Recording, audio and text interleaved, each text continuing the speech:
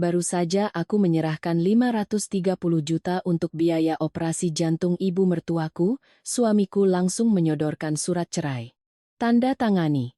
Tanggung jawabmu di rumah ini sudah selesai. Aku tidak membantah, dan persetujuanku yang begitu cepat membuatnya sangat terkejut. Namaku Dita, usiaku kini memasuki kepala 3, bekerja sebagai kepala akuntan di sebuah perusahaan swasta.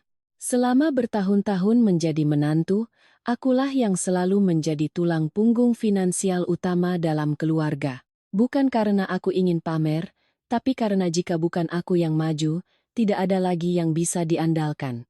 Ibu mertuaku, Ibu Lestari, divonis menderita penyakit jantung parah pada awal tahun itu.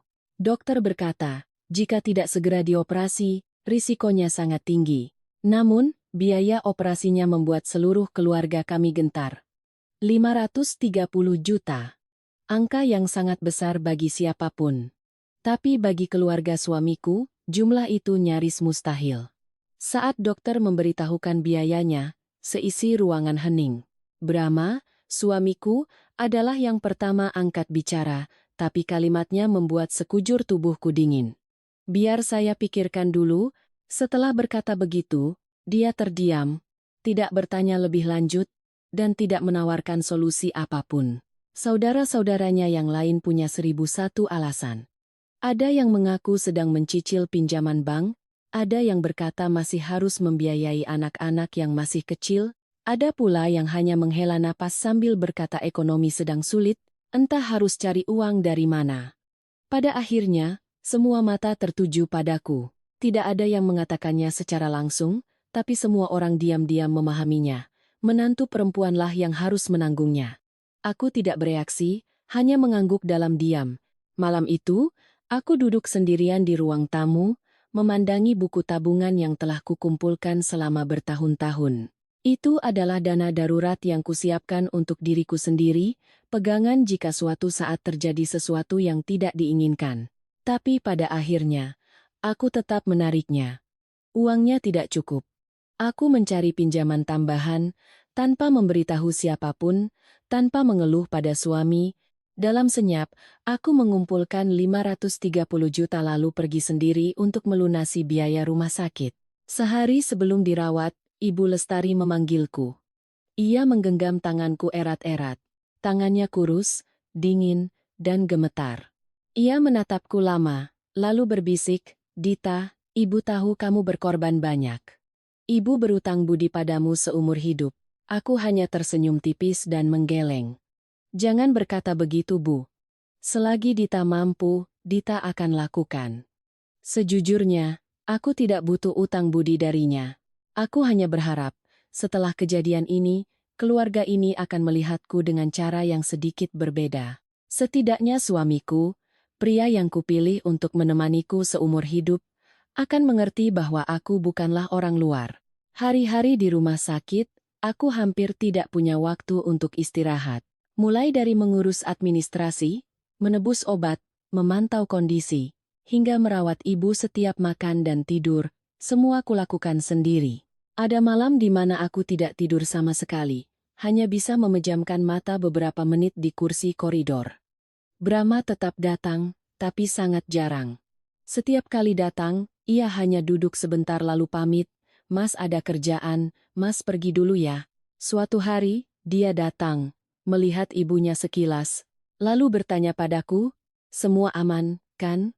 Belum sempat aku menjawab, ia sudah meraih ponselnya dan melangkah keluar. Aku memandanginya, hatiku terasa sedikit pedih, tapi kemudian aku mencoba menghibur diri. Mungkin dia sedang stres, mungkin dia juga lelah. Pada hari operasi, aku berdiri di luar ruang bedah selama berjam-jam. Tanganku dingin sekali, telapak tanganku basah oleh keringat. Aku tidak berani duduk, hanya mondar-mandir, mataku terpaku pada pintu yang tertutup rapat. Di kepalaku saat itu hanya ada satu pikiran, semoga ibu selamat. Ketika dokter keluar, melepas maskernya, dan berkata, operasi berhasil, pasien sudah melewati masa kritis, aku nyaris jatuh terduduk. Aku tidak ingat apa yang kukatakan.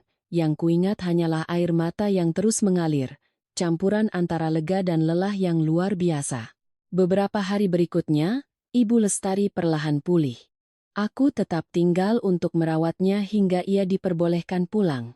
Baru saat itulah, aku sadar berat badanku turun beberapa kilogram dan tubuhku terasa melayang karena kurang tidur. Tapi sebagai gantinya, ada perasaan aneh di hatiku. Seolah-olah setelah semua ini, segalanya akan baik-baik saja. Aku telah memenuhi kewajibanku. Aku tidak berpaling saat keluarga membutuhkanku. Dan aku percaya, setelah cobaan ini, semua orang akan berubah. Terutama Brahma. Aku percaya, setidaknya, dia akan menatapku dengan pandangan yang berbeda. Bukan lagi sebagai kewajiban, bukan lagi sebagai sesuatu yang memang sudah seharusnya, melainkan dengan rasa hormat. Aku begitu percaya, dan keyakinan itulah yang pada akhirnya paling menyakitiku. Orang bilang, hidup ini tidak selalu membalas kebaikan kita dengan kebaikan yang setimpal. Kadang, justru saat kita baru saja menguras tenaga untuk seseorang, saat itulah kita mulai melihat wajah asli mereka. Bagiku, masa setelah ibu mertuaku pulang dari rumah sakit adalah momen itu. Setiap kali mengingat hari-hari itu, aku merasa ada lapisan es tipis yang menyelimuti hatiku, dingin dan menusuk, samar tapi tak kunjung hilang. Kukira setelah operasi itu, suasana rumah akan berbeda. Aku tidak butuh pujian atau ucapan terima kasih, cukuplah jika mereka tidak lagi bersikap dingin, tidak lagi menganggap pengorbananku sebagai hal yang biasa. Tapi tidak, sejak Ibu Lestari pulang, rumah itu diselimuti suasana yang aneh. Tidak ada yang berteriak, tidak ada yang cari gara-gara, juga tidak ada wajah masam yang terang-terangan. Namun, semakin sunyi, aku semakin merasa sesak. Brahma adalah yang pertama berubah. Jika sebelumnya dia masih bertanya beberapa patah kata, masih pura-pura khawatir pada ibunya, atau masih bicara sepatah dua patah denganku di rumah sakit, setelah ibu pulang, dia seolah menarik diri sepenuhnya. Dia berangkat lebih pagi dan pulang lebih malam. Suatu hari aku menyiapkan makan malam pukul 7, meneleponnya 3-4 kali, dia hanya membalas dengan pesan singkat, "Kamu makan duluan saja, Mas sibuk." Aku masih mencoba memaklumi, mungkin dia lelah. Ibu baru selesai operasi, keuangan keluarga terkuras habis, wajar jika seorang pria merasa tertekan. Karena itu, aku tidak mengomel atau menyalahkannya. Saat dia pulang, aku tetap menghangatkan makanannya, menyiapkan air hangat, dan bertanya dengan lembut, "Hari ini capek sekali, ya, Mas?" Namun, jawabannya seringkali hanya gumaman yang pelan, atau lebih parah lagi, kalimat dingin, "Mas capek, jangan banyak tanya." Kalimat itu tidak hanya diucapkannya sekali. Awalnya, aku pikir aku terlalu sensitif. Tapi hal-hal kecil terus menumpuk hingga aku tidak bisa lagi membohongi diri sendiri. Yang paling aneh adalah, tepat setelah biaya rumah sakit lunas, belum sempat aku bernapas lega, Brahma mulai menaruh perhatian pada uangku dengan cara yang tidak biasa. Suatu malam, dia sedang asyik dengan ponselnya. Tiba-tiba mengangkat kepala dan bertanya, "Uangmu sisa berapa?" Aku terdiam sejenak sebelum menjawab, "Maksud Mas uang tabungan? Sudah hampir habis semua untuk operasi." "Aku tahu," katanya tanpa ekspresi, hanya mengangguk-angguk lalu bertanya lagi dengan nada datar. "Masih ada simpanan lain untuk cadangan?" Aku menatap suamiku dan merasa asing. Pria yang baru saja menyaksikan aku menjual seluruh tabunganku, bahkan berutang, demi ibunya, seharusnya menjadi orang yang paling merasa tidak enak. Tapi saat itu, yang pertama kali dia pedulikan bukanlah apakah aku lelah atau apakah aku kekurangan, melainkan berapa banyak uang yang masih kumiliki. Aku mulai merasa cemas. Tapi seperti perempuan lain yang sudah terbiasa bersabar, aku kembali mencari-cari alasan untuk memaafkannya. Mungkin dia khawatir soal biaya obat pasca operasi, mungkin dia takut penyakit ibunya kambuh, atau mungkin pria memang kikuk dan tidak tahu cara menunjukkan perhatian sehingga pertanyaannya terdengar kaku. Lalu suatu malam, saat aku sedang menjemur pakaian di balkon, aku mendengar teleponnya berdering di ruang tamu. Brahma mengira aku masih di dapur, jadi dia tidak waspada. Dia mengangkat telepon dengan cepat, suaranya melembut, sangat berbeda dengan nada ketus yang biasa dia gunakan padaku beberapa hari terakhir. Aku tidak sengaja menguping, Tapi di rumah yang senyap itu, setiap kata yang diucapkannya terdengar sangat jelas. Dia berbicara pelan, tapi kelembutan itu justru membuat hatiku nyeri. Aku akan selesaikan semuanya secepatnya, kamu jangan khawatir. Iya, aku tahu, aku tidak akan membiarkanmu menunggu lama. Aku berdiri mematung di balik pintu balkon. Itu bukan suara seorang pria yang sedang bicara soal pekerjaan. Aku sudah hidup bersamanya selama bertahun-tahun. Aku tahu seorang pria bisa membohongi orang lain, tapi nada suaranya saat berbicara lembut pada seseorang sangat sulit disembunyikan. Caranya merendahkan suara, ritme bicaranya yang melambat, dan nada di akhir kalimatnya yang seolah membujuk. Aku terlalu memahaminya. Ketika dia berbalik dan melihatku berdiri di sana dengan keranjang cucian, wajahnya sempat menegang. Aku hanya bertanya dengan nada biasa, "Siapa yang telepon, Mas?" Dia menjawab seketika, begitu cepat seolah sudah disiapkan. "Klien." Aku mengangguk, tidak bertanya lebih jauh.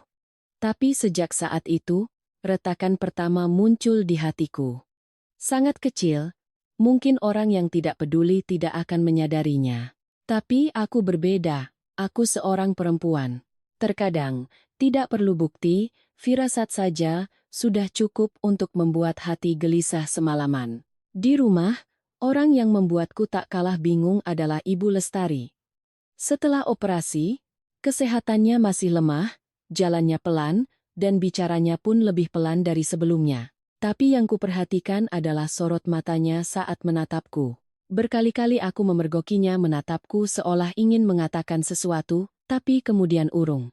Suatu hari, saat aku membawakan bubur ke kamarnya, beliau menggenggam tanganku, matanya memerah, bibirnya bergerak-gerak tanpa suara. Aku duduk di samping tempat tidurnya dan bertanya lembut, "Ibu mau bicara sesuatu sama Dita?" Beliau menatapku sangat lama.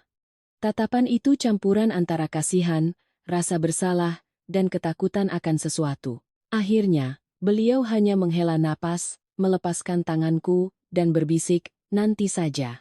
Aku tidak mengerti, sungguh tidak mengerti.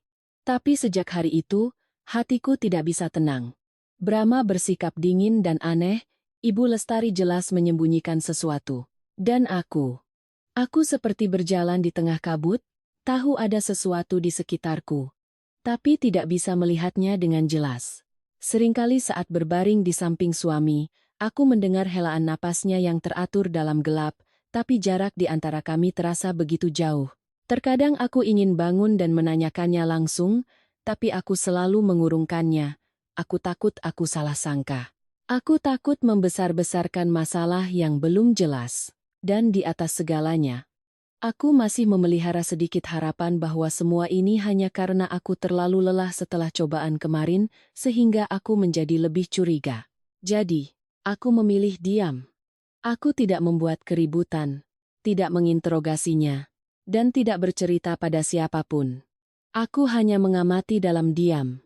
Namun justru keheningan itulah yang pada akhirnya membantuku melihat kebenaran yang begitu menyakitkan, yang jika ku tahu lebih awal, mungkin aku tidak akan punya cukup keberanian untuk menceritakannya sekarang. Dan hal yang paling kutakutkan pun tiba. Tanpa keributan, tanpa pertanda, hanya jatuh begitu saja seperti pisau dingin, tepat sasaran dan mematikan. Peristiwa itu terjadi pada suatu sore, hanya beberapa hari setelah ibu mertuaku melewati masa kritis dan kesehatannya mulai stabil. Beliau sudah bisa berjalan di dalam rumah dan tidak lagi terlalu bergantung pada obat pereda nyeri. Hari itu aku pulang kerja agak terlambat. Seharian memeriksa pembukuan membuat kepalaku tegang seperti senar gitar. Tapi dalam perjalanan pulang, aku masih menyempatkan diri mampir ke pasar untuk membeli ikan dan sayuran, berencana memasak soto Betawi kesukaan Ibu Lestari. Di kepalaku saat itu masih ada pikiran-pikiran yang sangat biasa, pulang, ganti baju, masak, memeriksa apakah ibu sudah minum obat. Dan jika Brahma pulang lebih awal, aku akan mencoba bicara baik-baik dengannya sekali lagi. Namun, begitu melangkah masuk ke rumah, aku merasakan atmosfer yang berbeda. Tidak ada aroma masakan, tidak ada suara televisi, juga tidak ada suara batuk pelan Ibu Lestari dari kamarnya seperti biasa. Ruang tamu terang benderang, gorden tertutup rapat, dan Brahma sedang duduk di sofa, punggungnya tegak, kedua tangannya di atas lutut, dengan ekspresi yang begitu dingin hingga membuat hatiku langsung menciut. Dia mengangkat kepala, menatapku sekilas, lalu berkata singkat, "Sini, aku mau bicara." Caranya memanggilku tanpa sebutan sayang atau dik membuatku berhenti di ambang pintu. Selama bertahun-tahun menikah, semarah apapun, dia tidak pernah menggunakan nada yang begitu berjarak. Aku meletakkan tas belanjaan dan melangkah perlahan ke ruang tamu. Dan di sana, di atas meja kaca di hadapanku, tergeletak selembar kertas putih yang ditata rapi. Sekilas saja aku sudah tahu apa itu. Surat cerai. Jantungku serasa berhenti berdetak selama beberapa detik, mataku terpaku pada tulisan di bagian atas surat itu, lalu turun ke bagian paling bawah. Di sana, sudah ada tanda tangan Brahma, goresannya tegas dan jelas, tanpa keraguan sedikit pun. Artinya, dia sudah mempersiapkan ini sejak lama. Ini bukan kemarahan sesaat, bukan ancaman, melainkan keputusan yang sudah diperhitungkan. Aku mengangkat wajah menatap suamiku, merasa seperti melihat orang yang sama sekali asing. Tenggorokanku kering kerontang, butuh beberapa detik sebelum aku bisa bersuara. "Apa-apaan ini?" Brahma bersandar santai di sofa, suaranya begitu tenang hingga terasa mengerikan. "Tanda tangani. Tanggung jawabmu di rumah ini sudah selesai." Setiap katanya jatuh dengan ringan, tapi terasa seperti palu yang menghantam dadaku. Aku berdiri mematung. Mungkin jika saat itu dia berteriak, memaki, atau mencari-cari masalah, aku akan lebih bisa memahaminya, tapi tidak. Dia mengucapkan kalimat itu dengan ketenangan yang kering, seolah sedang menyuruhku menandatangani tanda terima barang, selesai urusan, jalan masing-masing. Aku tidak tahu sudah berapa lama aku berdiri seperti itu. Pikiranku kosong.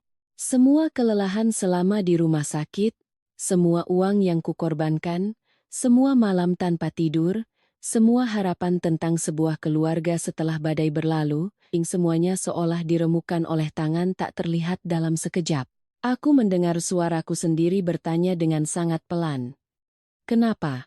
Brahma nyaris tidak perlu berpikir. Dia menjawab seketika. Matanya menatap lurus tanpa berkedip. "Karena kita sudah tidak cocok. Aku tidak mau memperpanjang ini lagi." "Tidak cocok." Aku nyaris tertawa getir. Sebuah kalimat yang ringkas, bersih, dan enak didengar, tapi dinginnya sampai ke tulang. Kalimat itu menghapus semua yang pernah ada di antara kami hanya dalam sebaris kata, tanpa menyebut tahun-tahun pernikahan kami. Tanpa menyebut uang yang baru saja ku keluarkan untuk menyelamatkan ibunya. Tanpa menyebut hari-hari di mana aku berjaga di rumah sakit sampai pucat pasi, seolah semua itu tidak pernah ada. Seolah aku tidak pernah menjadi istrinya. Seolah 530 juta itu hanya angin lalu. Aku menoleh ke arah Ibu Lestari. Beliau duduk di kursi tunggal di dekat jendela, kedua tangannya mencengkeram ujung bajunya, kepalanya tertunduk sangat rendah. Sejak aku masuk, beliau tidak mengucapkan sepatah kata pun. Begitu juga sekarang. Beliau hanya duduk diam, wajahnya pucat pasi, matanya menatap lantai, tidak berani mengangkat kepala untuk menatapku barang sekalipun. Sikapnya yang menunduk itu bahkan lebih menyakitkan daripada kata-kata Brahma. Karena dengan melihatnya saja, aku mengerti. Beliau sudah tahu sebelumnya. Mungkin beliau tidak setuju, mungkin beliau merasa serba salah, tapi beliau tahu dan memilih diam. Perasaan dingin merayap di punggungku. Rasa sakitku bukan lagi sakit yang meledak-ledak, melainkan sakit yang menusuk dalam ke setiap serat daging. Ternyata tatapan menghindar itu, kalimat-kalimat yang terputus, semua itu bukan imajinasiku. Mereka sudah tahu segalanya. Hanya aku yang menjadi orang terakhir yang diletakkan di papan catur ini. Brahma mungkin melihatku belum juga menyentuh surat itu, jadi nadanya mulai sedikit meninggi. "Cepat tanda tangan, biar tidak buang-buang waktu kita berdua." Perlahan aku kembali menatapnya. Pria ini adalah pria yang pernah menggenggam tanganku di hari pernikahan, yang pernah berkata seberat apapun hidup nanti, dia tidak akan membiarkanku menderita. Pria yang beberapa hari lalu masih berdiri di rumah sakit melihatku pontang-panting demi ibunya. Tapi sekarang, dia duduk di hadapanku, mendesakku menandatangani surat cerai dengan raut tidak sabar seolah sedang menunggu utang lunas. Aku tidak menangis. Mungkin karena rasa sakitnya sudah melampaui batas air mata. Aku hanya bertanya sangat pelan, tapi setiap katanya jelas. Mas yakin? Brahma menatapku lurus, tanpa berkedip, lalu mengangguk seketika. Tanpa sedetik pun keraguan, tanpa sedikit pun kelembutan, tanpa ekspresi seorang pria yang merasa bersalah karena telah mengkhianati istrinya, hanya ada sikap dingin yang kejam. Saat itu, aku mengerti segalanya. Aku mengerti bahwa pernikahan ini bukan lagi retak, tapi sudah membusuk entah sejak kapan. Aku mengerti bahwa pria di hadapanku bukan lagi suamiku, dan aku mengerti bahwa di matanya, aku benar-benar hanyalah seseorang yang baru saja menyelesaikan tanggung jawab terakhirnya sebelum disingkirkan. Aku berdiri di depan surat cerai itu, dada terasa berat seolah ditindih batu, tapi hatiku tiba-tiba menjadi hening dengan cara yang menakutkan. Ada pengkhianatan yang saat terungkap akan memicu pertengkaran, air mata, dan jeritan. Tapi aku hanya merasakan kekosongan raksasa yang terbuka di dalam diriku. Aku tahu. Sejak saat itu, ada sesuatu dalam diriku yang telah mati. Bukan cinta, melainkan kepercayaan. Ketika kepercayaan sudah mati, seseorang tidak punya tenaga lagi untuk berteriak. Mungkin karena itu, saat melihat anggukan tegas Brahma, aku menjadi anehnya tenang. Bukan tenang karena aku lebih kuat darinya, tapi karena saat itu aku sadar, jika aku masih menangis atau memohon, yang akan terinjak-injak lagi hanyalah diriku sendiri. Aku memandangi surat cerai di atas meja. Hanya beberapa lembar kertas tipis, beberapa baris ketikan singkat, tapi cukup untuk menghapus bertahun-tahun hidupku di rumah ini. Semua kesabaranku, semua yang pernah ku percaya sebagai keluarga, tanganku perlahan terulur, mengambil pulpen yang tergeletak di sampingnya. Mungkin Brahma juga tidak menyangka aku akan bereaksi seperti ini. Dia mengerutkan kening, sorot matanya menunjukkan sedikit keheranan. Mungkin dia sudah membayangkan aku akan memberondongnya dengan pertanyaan, menangis terseduh-seduh, atau memohon dan menyalahkannya, tapi tidak. Aku menarik kursi terdekat, duduk, membalik surat itu ke arahku, lalu menunduk dan menandatanganinya. Goresan pulpenku saat itu tidak gemetar. Aku sendiri, saat mengingatnya kembali, merasa aneh. Seseorang yang baru saja dikhianati mentah-mentah oleh suaminya, yang baru saja diusir dari rumah setelah menguras habis tabungannya untuk ibu mertua, seharusnya sangat kacau. Tapi tidak, aku menulis setiap goresan dengan sangat rapi dan jelas. Seolah yang menandatangani bukan seorang istri yang hatinya hancur, melainkan orang asing yang sedang menyelesaikan formalitas terakhir dengan masa lalunya. Setelah selesai, aku meletakkan pulpen di atas meja. Mengangkat kepala menatap Brahma, dan hanya berkata dengan sangat pelan, "Baik, aku tanda tangan. Tapi jangan sampai kau menyesal." Begitu kalimat itu selesai, Brahma tertawa sinis, senyumnya menyeringai, separuh meremehkan, separuh menang. Dia menyandarkan punggungnya, melipat tangan di dada, lalu berkata dengan nada penuh cemooh, "Kamu pikir kamu sepenting itu? Jika ini terjadi di masa lalu, kalimat itu mungkin akan membuatku sesak napas."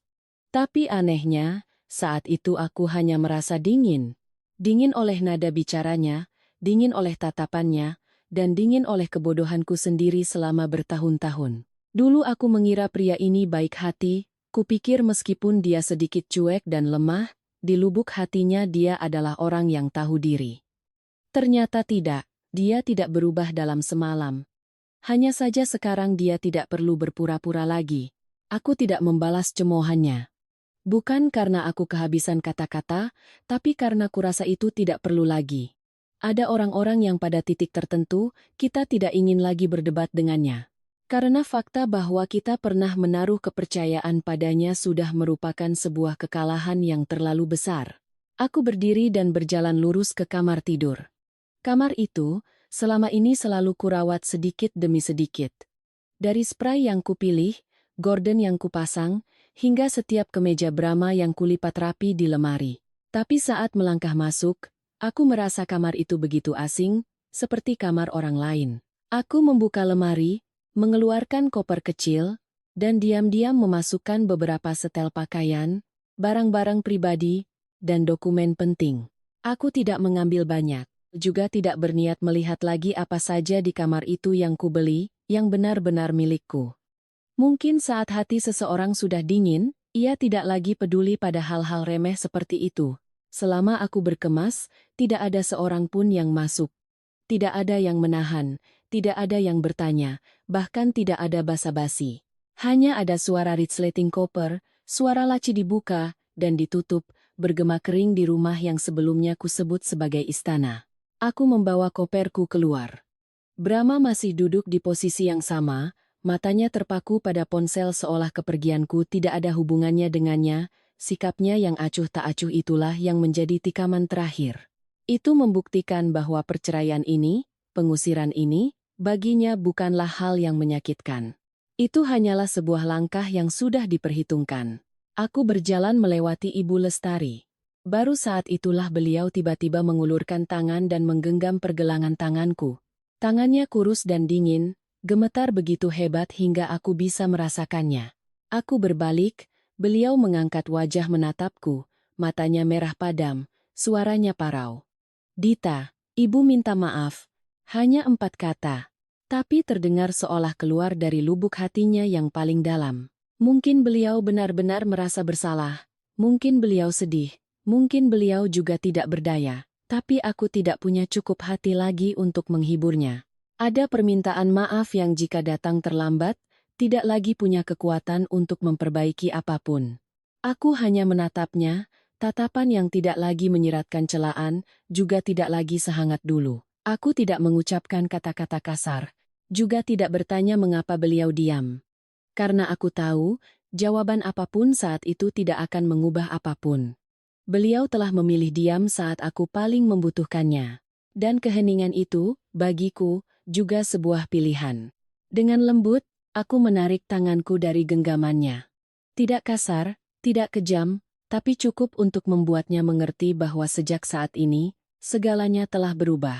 Lalu aku menjinjing koperku dan melangkah keluar pintu. Saat pintu tertutup di belakangku, hal pertama yang kurasakan bukanlah sakit, melainkan kelegaan yang aneh. Seolah aku baru saja memutus tali yang selama ini mencekik leherku tanpa kusadari. Rumah itu, pernikahan itu, peran-peran yang kupaksakan untuk kujalani dengan sempurna, semuanya tiba-tiba tertinggal di belakang. Namun, perasaan lega itu tidak bertahan lama.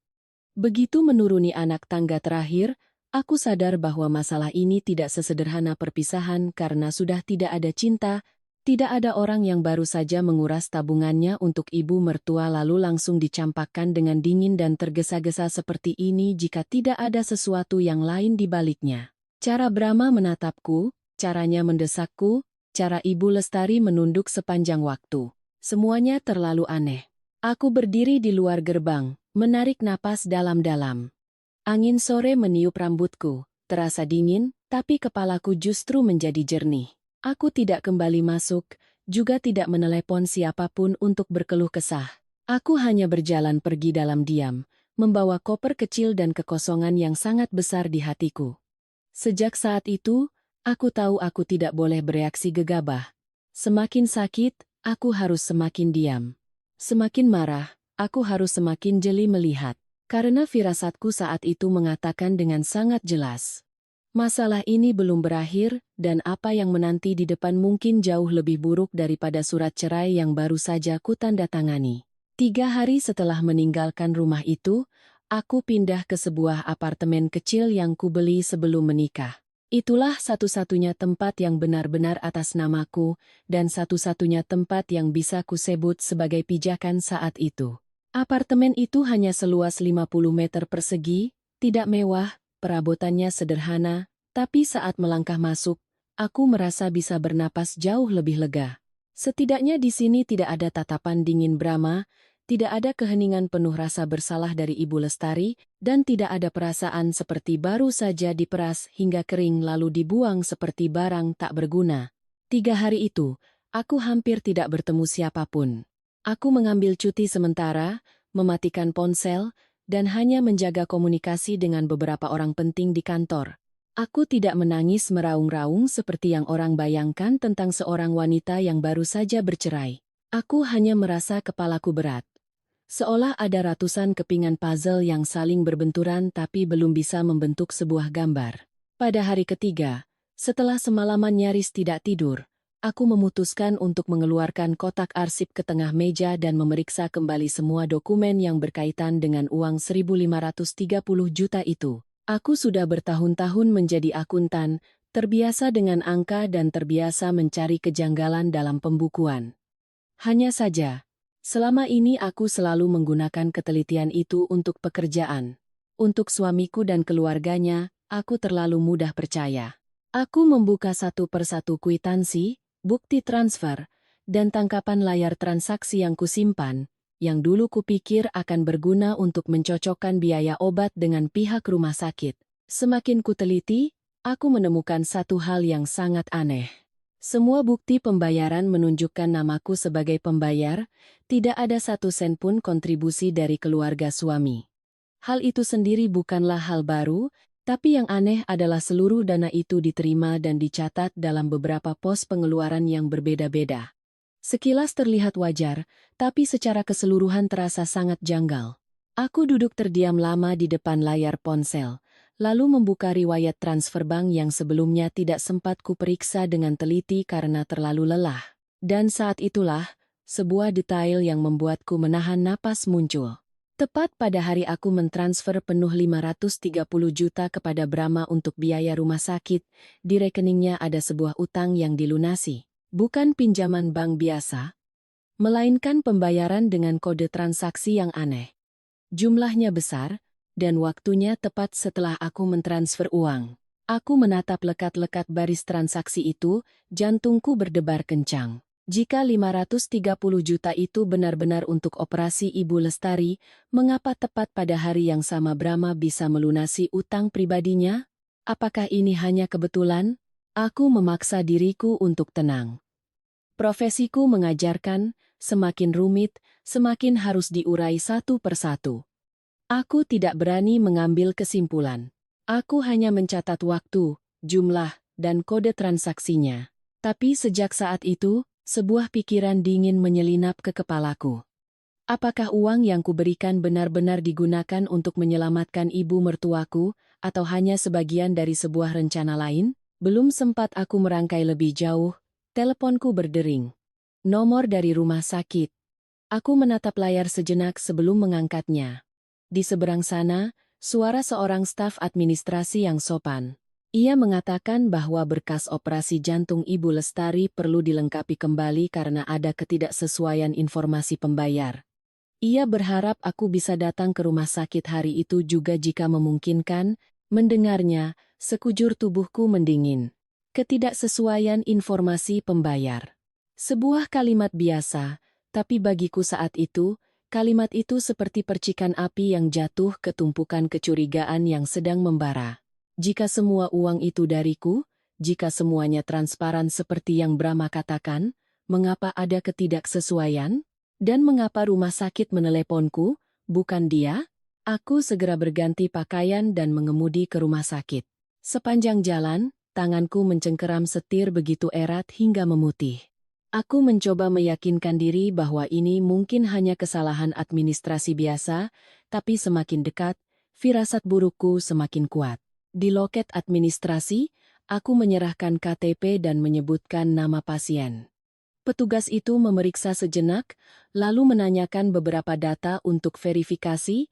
Setelah itu, dia mengeluarkan setumpuk berkas dan menunjuk beberapa bagian yang perlu diperiksa. Aku menunduk. Awalnya tidak mengerti di mana letak masalahnya, tapi beberapa detik kemudian, mataku berhenti pada sebuah catatan kecil di bagian pembayaran uang muka sebelum operasi. Telah ada sejumlah uang yang dibayarkan sebelumnya, dan itu bukan dariku. Aku pikir aku salah lihat, dan bertanya lagi pada petugas itu. Dia pun tampak sedikit bingung, lalu mendekatkan layar komputernya agar aku bisa melihat. Sistem menunjukkan dengan jelas bahwa ada pembayaran yang dilakukan sebelum aku mentransfer uang. Tidak banyak, tidak dijelaskan panjang lebar, tapi keberadaannya saja sudah cukup membuat kepalaku pening. Artinya, Operasi Ibu Lestari tidak sepenuhnya bergantung pada uangku. Artinya, sebelum aku menguras tabunganku, sebelum aku didorong ke dalam situasi di mana seolah-olah hanya aku yang bisa menyelamatkannya, sudah ada sumber dana lain yang membayar sebagian biayanya, bahkan mungkin bagian yang paling penting, aku berdiri mematung di depan loket. Petugas itu masih mengatakan sesuatu tentang berkas yang perlu disatukan atas nama satu wali, tapi telingaku berdengung, di kepalaku hanya terlintas adegan demi adegan. Brahma dengan mata memerah berkata, "Dita, hanya kamu yang bisa menyelamatkan ibu." Brahma yang dengan panik mendesakku mentransfer uang karena rumah sakit tidak bisa menunggu. Brahma yang dengan dingin menyodorkan surat cerai tepat setelah ibunya pulang. Semua itu sebelumnya masih kucoba pahami dengan cara yang paling tidak menyakitkan, bahwa mungkin dia sudah tidak cinta, bahwa mungkin hatinya telah berubah. Tapi di momen ini, semuanya tiba-tiba muncul dengan wajah yang sama sekali berbeda. Aku bukan hanya dikhianati, aku telah dimanfaatkan. Didorong untuk memainkan peran pahlawan keluarga, diambil semua uangku, lalu disingkirkan begitu aku tidak lagi bernilai. Aku berdiri di koridor rumah sakit, tempat yang belum lama ini menjadi saksiku begadang semalaman demi seseorang, dan merasakan punggungku merinding. Untuk pertama kalinya, aku tidak lagi bertanya mengapa Brahma tidak mencintaiku lagi. Aku mulai bertanya sesuatu yang jauh lebih mengerikan, sejak kapan dia merencanakan ini, dan kemana perginya 530 juta milikku. Pertanyaan itu menghantuiku sepanjang jalan dari loket pembayaran hingga ke lobi rumah sakit. Aku tidak ingat berapa banyak kursi tunggu atau pintu kamar pasien yang kulewati. Yang kuingat hanyalah tanganku mencengkeram tumpukan berkas begitu erat hingga ujung kertasnya terasa menusuk kulit, tapi aku tidak melepaskannya. Apa yang baru saja kulihat bukan lagi firasat, itu adalah bukti hitam di atas putih, angka-angka, stempel, sesuatu yang bahkan jika aku ingin membohongi diri sendiri, sekali lagi pun tidak akan bisa. Aku kembali ke loket dan meminta untuk mencetak seluruh rincian tagihan. Petugas itu awalnya sedikit ragu, tapi mungkin melihat wajahku yang pucat pasi, dia tidak banyak bertanya. Aku menunggu di samping mesin cetak, mendengar suara kertas keluar lembar demi lembar, dadaku terasa seperti disiram air es. Lembar pertama menunjukkan dengan jelas pembayaran dari BPJS Kesehatan. Lembar berikutnya adalah pembayaran dari asuransi tambahan, lalu uang muka rawat inap atas nama Ibu Lestari. Aku membaca baris demi baris hingga mataku berkunang-kunang. Ternyata, operasi itu tidak pernah berada di ujung tanduk, hanya menunggu 530 juta dariku untuk bisa terlaksana seperti yang Brahma paksakan untukku percaya. Sebagian besar biaya terpenting sudah ditanggung dari sumber lain. Sementara uang yang membuatku menguras tabungan dan berutang, justru dimasukkan ke dalam pos pengeluaran yang sangat panjang dan ambigu, biaya tambahan perawatan di luar daftar. Terdengar masuk akal, tapi semakin kubaca, bulu kudukku semakin merinding. Pos di luar daftar itu tidak ditulis dalam satu baris yang jelas. Ia dipecah menjadi banyak item kecil-kecil. Alat bantu medis, biaya perawatan intensif khusus, suplemen tambahan, layanan pemantauan ekstra. Nama-nama yang cukup teknis untuk membuat orang awam tidak berani bertanya, tapi cukup longgar bagi seseorang yang mengerti pembukuan sepertiku untuk melihat kejanggalannya. Aku bertanya pada petugas kasir. Biaya-biaya ini siapa yang menambahkan, dan mengapa diubah berkali-kali? Dia mengangkat kepala, melihat sekeliling dengan cepat seolah takut ada yang mendengar, lalu merendahkan suaranya. Sebaiknya ibu tanyakan langsung pada keluarga, berkas ini ada yang minta diurus cepat dan direvisi beberapa kali. Kami hanya mengikuti permintaan dari wali pasien. Wali pasien? Dua kata itu membuat jantungku serasa diremas. Aku segera membuka halaman pengesahan terakhir, dan seperti pisau yang menusuk mataku, aku melihat nama Brahma tertera di bagian tanda tangan. Di kolom hubungan, tertulis jelas, wali pasien. Aku terduduk lemas. Ternyata, saat aku panik mencari uang, saat aku percaya sedang menyelamatkan ibu mertuaku dari kematian, Brahma berdiri di sini, menandatangani pos-pos pengeluaran yang ambigu ini, mengubah berkas ini, menyesuaikan rincian ini. Semua ini bukan kesalahan. semua ini ada campur tangannya. Tepat saat itu, sebuah ingatan muncul di kepalaku. Malam di mana dia duduk di sampingku di rumah sakit, mata memerah dan suara tercekat saat menggenggam tanganku. Kalau ibu sampai kenapa-kenapa, Mas akan menyesal seumur hidup. Dita, hanya kamu yang bisa menyelamatkan ibu. Hari itu, hatiku begitu luluh. Mungkin seumur hidup aku tidak akan lupa. Aku melihat pria itu gemetar karena ibunya, aku bahkan merasa kasihan pada ketidakberdayaannya. Kukira, biarlah dia lemah, biarlah dia tidak becus jadi suami, setidaknya dia masih tahu cara berbakti pada ibunya. Sekarang, mengingatnya kembali, aku hanya merasa mual. Ternyata saat itu dia tidak memohon padaku untuk menyelamatkan ibunya, dia hanya sedang membawaku selangkah demi selangkah ke dalam lubang yang telah dia gali. Belum sempat aku menelan keterkejutan itu, aku membuka ponsel untuk memeriksa kembali transaksi bank. Semakin kuteliti, semakin jelas jejak uang itu. Tepat pada hari aku selesai mentransfer, rekening Brahma melunasi sebuah utang pribadi yang telah jatuh tempo berbulan-bulan. Bukan jutaan, tapi angka yang cukup besar untuk membuatnya bisa bernapas lega. Cukup dengan mencocokkan waktunya, aku langsung paham apa yang terjadi. Semua kepingan puzzle tiba-tiba menyatu dengan begitu mengerikan. Sikapnya yang tergesa-gesa, desakannya agar aku mentransfer uang malam itu juga, sikap dinginnya setelah ibu pulang, surat cerai yang sudah disiapkan, dan tatapannya yang acuh tak acuh saat aku pergi. Semua itu bukan karena cintanya yang tiba-tiba hilang, tapi karena sejak awal aku hanyalah pelampung finansial baginya saat dia tenggelam dalam utang. Dia telah menggunakan ketakutanku kehilangan ibu mertua, baktiku sebagai menantu, dan bahkan sifatku yang terbiasa sabar untuk menutupi lubang yang dia gali sendiri.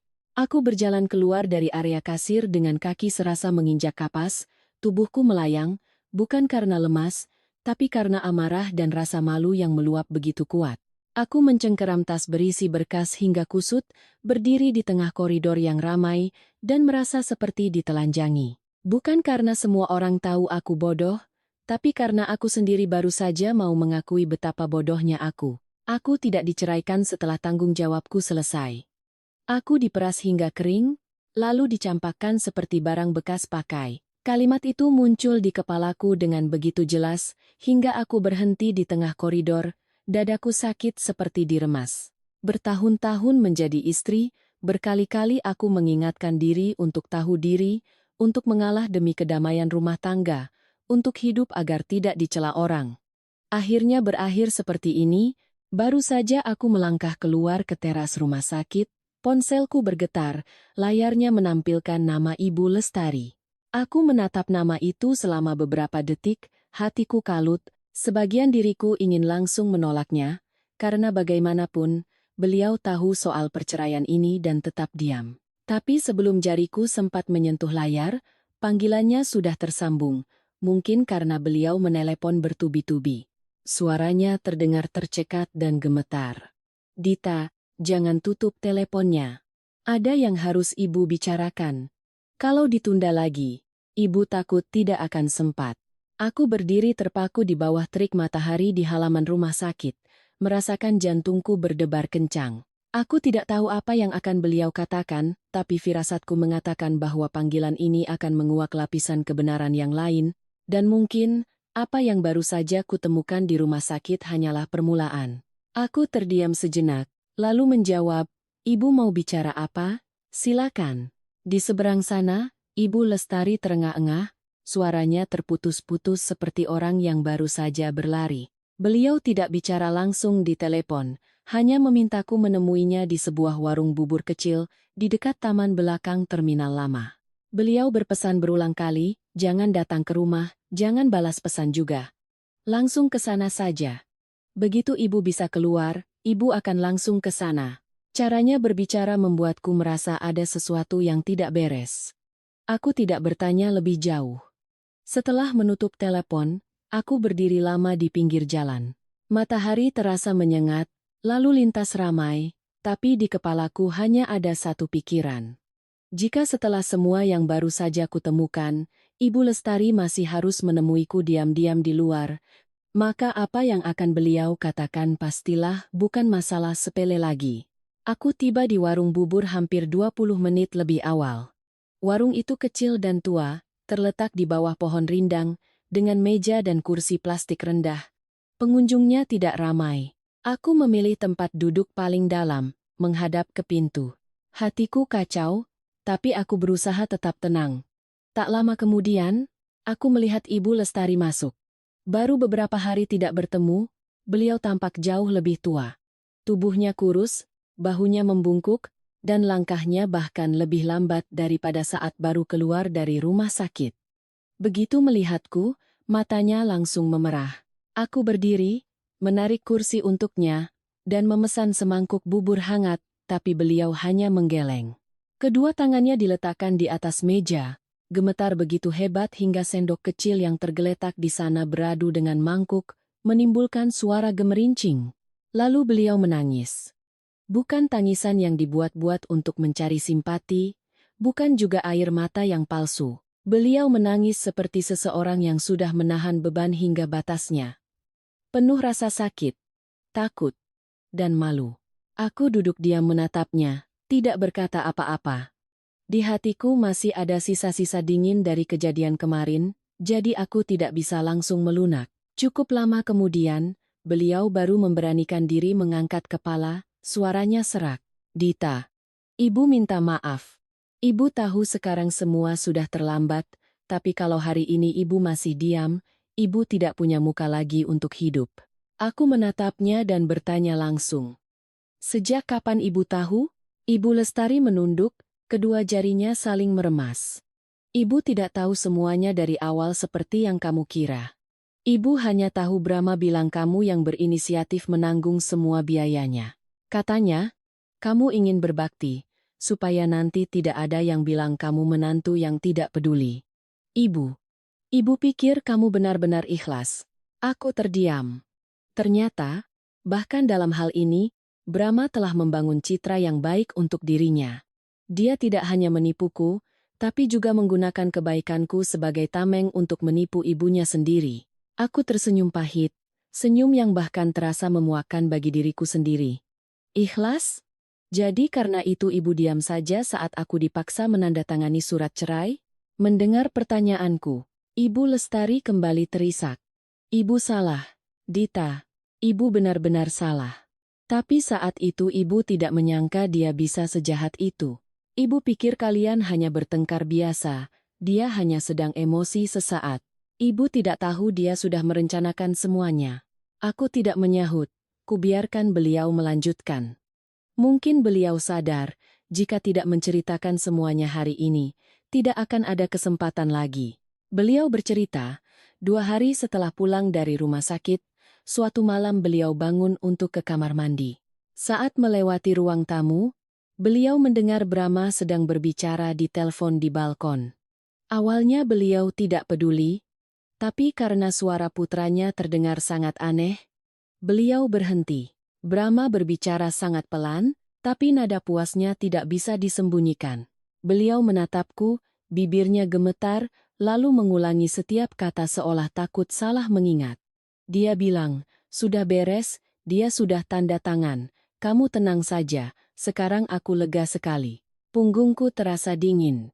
Meskipun aku sudah menduga ada wanita lain, mendengar kalimat itu langsung dari mulut Ibu Lestari tetap terasa seperti pisau yang mengiris sisa-sisa kepercayaanku. Aku bertanya perlahan, "Siapa wanita itu?" Beliau menjawab dengan suara lirih, "Vina." Ibu dengar jelas nama itu. Aku membeku. Nama itu sama sekali asing bagiku, tapi itu saja sudah cukup untuk membuatku sadar bahwa semua ini sudah jauh melampaui sekadar berubah hati. Brahma bercerai bukan karena bosan, dia bercerai karena sudah punya tempat lain untuk dituju. Ibu Lestari melanjutkan, saat itu beliau pikir salah dengar, atau mungkin itu hanya urusan bisnis. Tapi beberapa hari kemudian, saat mencari obat di lemari, beliau tidak sengaja menemukan setumpuk dokumen di laci Brahma. Di dalamnya, ada surat perjanjian uang muka sebuah apartemen. Nama penerimanya bukan putranya, melainkan Vina. Mendengar itu, kepalaku pening. Angka-angka di rumah sakit, utang yang baru dilunasi, Desakannya agar aku segera menandatangani surat cerai, dan sekarang ditambah surat perjanjian apartemen atas nama orang lain, semuanya tiba-tiba terhubung menjadi satu garis lurus. 530 juta dariku bukan hanya untuk menutupi utangnya, tapi juga bisa jadi modal bagi Brahma untuk membangun rumah baru dengan wanita baru. Aku bergumam dengan suara parau, artinya, saat aku pontang-panting menyelamatkan ibu, dia sudah merencanakan untuk membiayai orang lain. Ibu Lestari menggenggam tanganku, dingin sekali. Ibu bersalah padamu, Dita. Ibu tulus menyayangimu. Ibu pikir dia hanya kilaf, mungkin ada yang menghasutnya, nanti juga dia sadar. Ternyata dia sudah merencanakan semuanya, begitu rapi sampai ibu sendiri tidak percaya itu kelakuan anak ibu. Mendengarnya, tenggorokanku tercekat. Brahma yang kukenal di awal pernikahan tidak seperti ini. Dia pernah menyisihkan makanan enak untukku, pernah semalaman mengipasiku saat aku demam, pernah berjalan kaki berkilo-kilometer hanya untuk membelikanku obat di tengah malam. Karena masih mengingat hal-hal itu, selama ini, meskipun melihatnya berubah dingin, aku masih mencoba mencari alasan untuk membelanya. Tapi sekarang, tidak ada lagi yang bisa dibela. Seolah bisa membaca pikiranku, Ibu Lestari menunduk dan menambahkan dengan suara getir. Sehari sebelum dia memberikan surat cerai padamu, dia sudah mengancam ibu. Dia bilang, kalau ibu sampai buka mulut, dia tidak akan peduli lagi ibu mau hidup atau mati.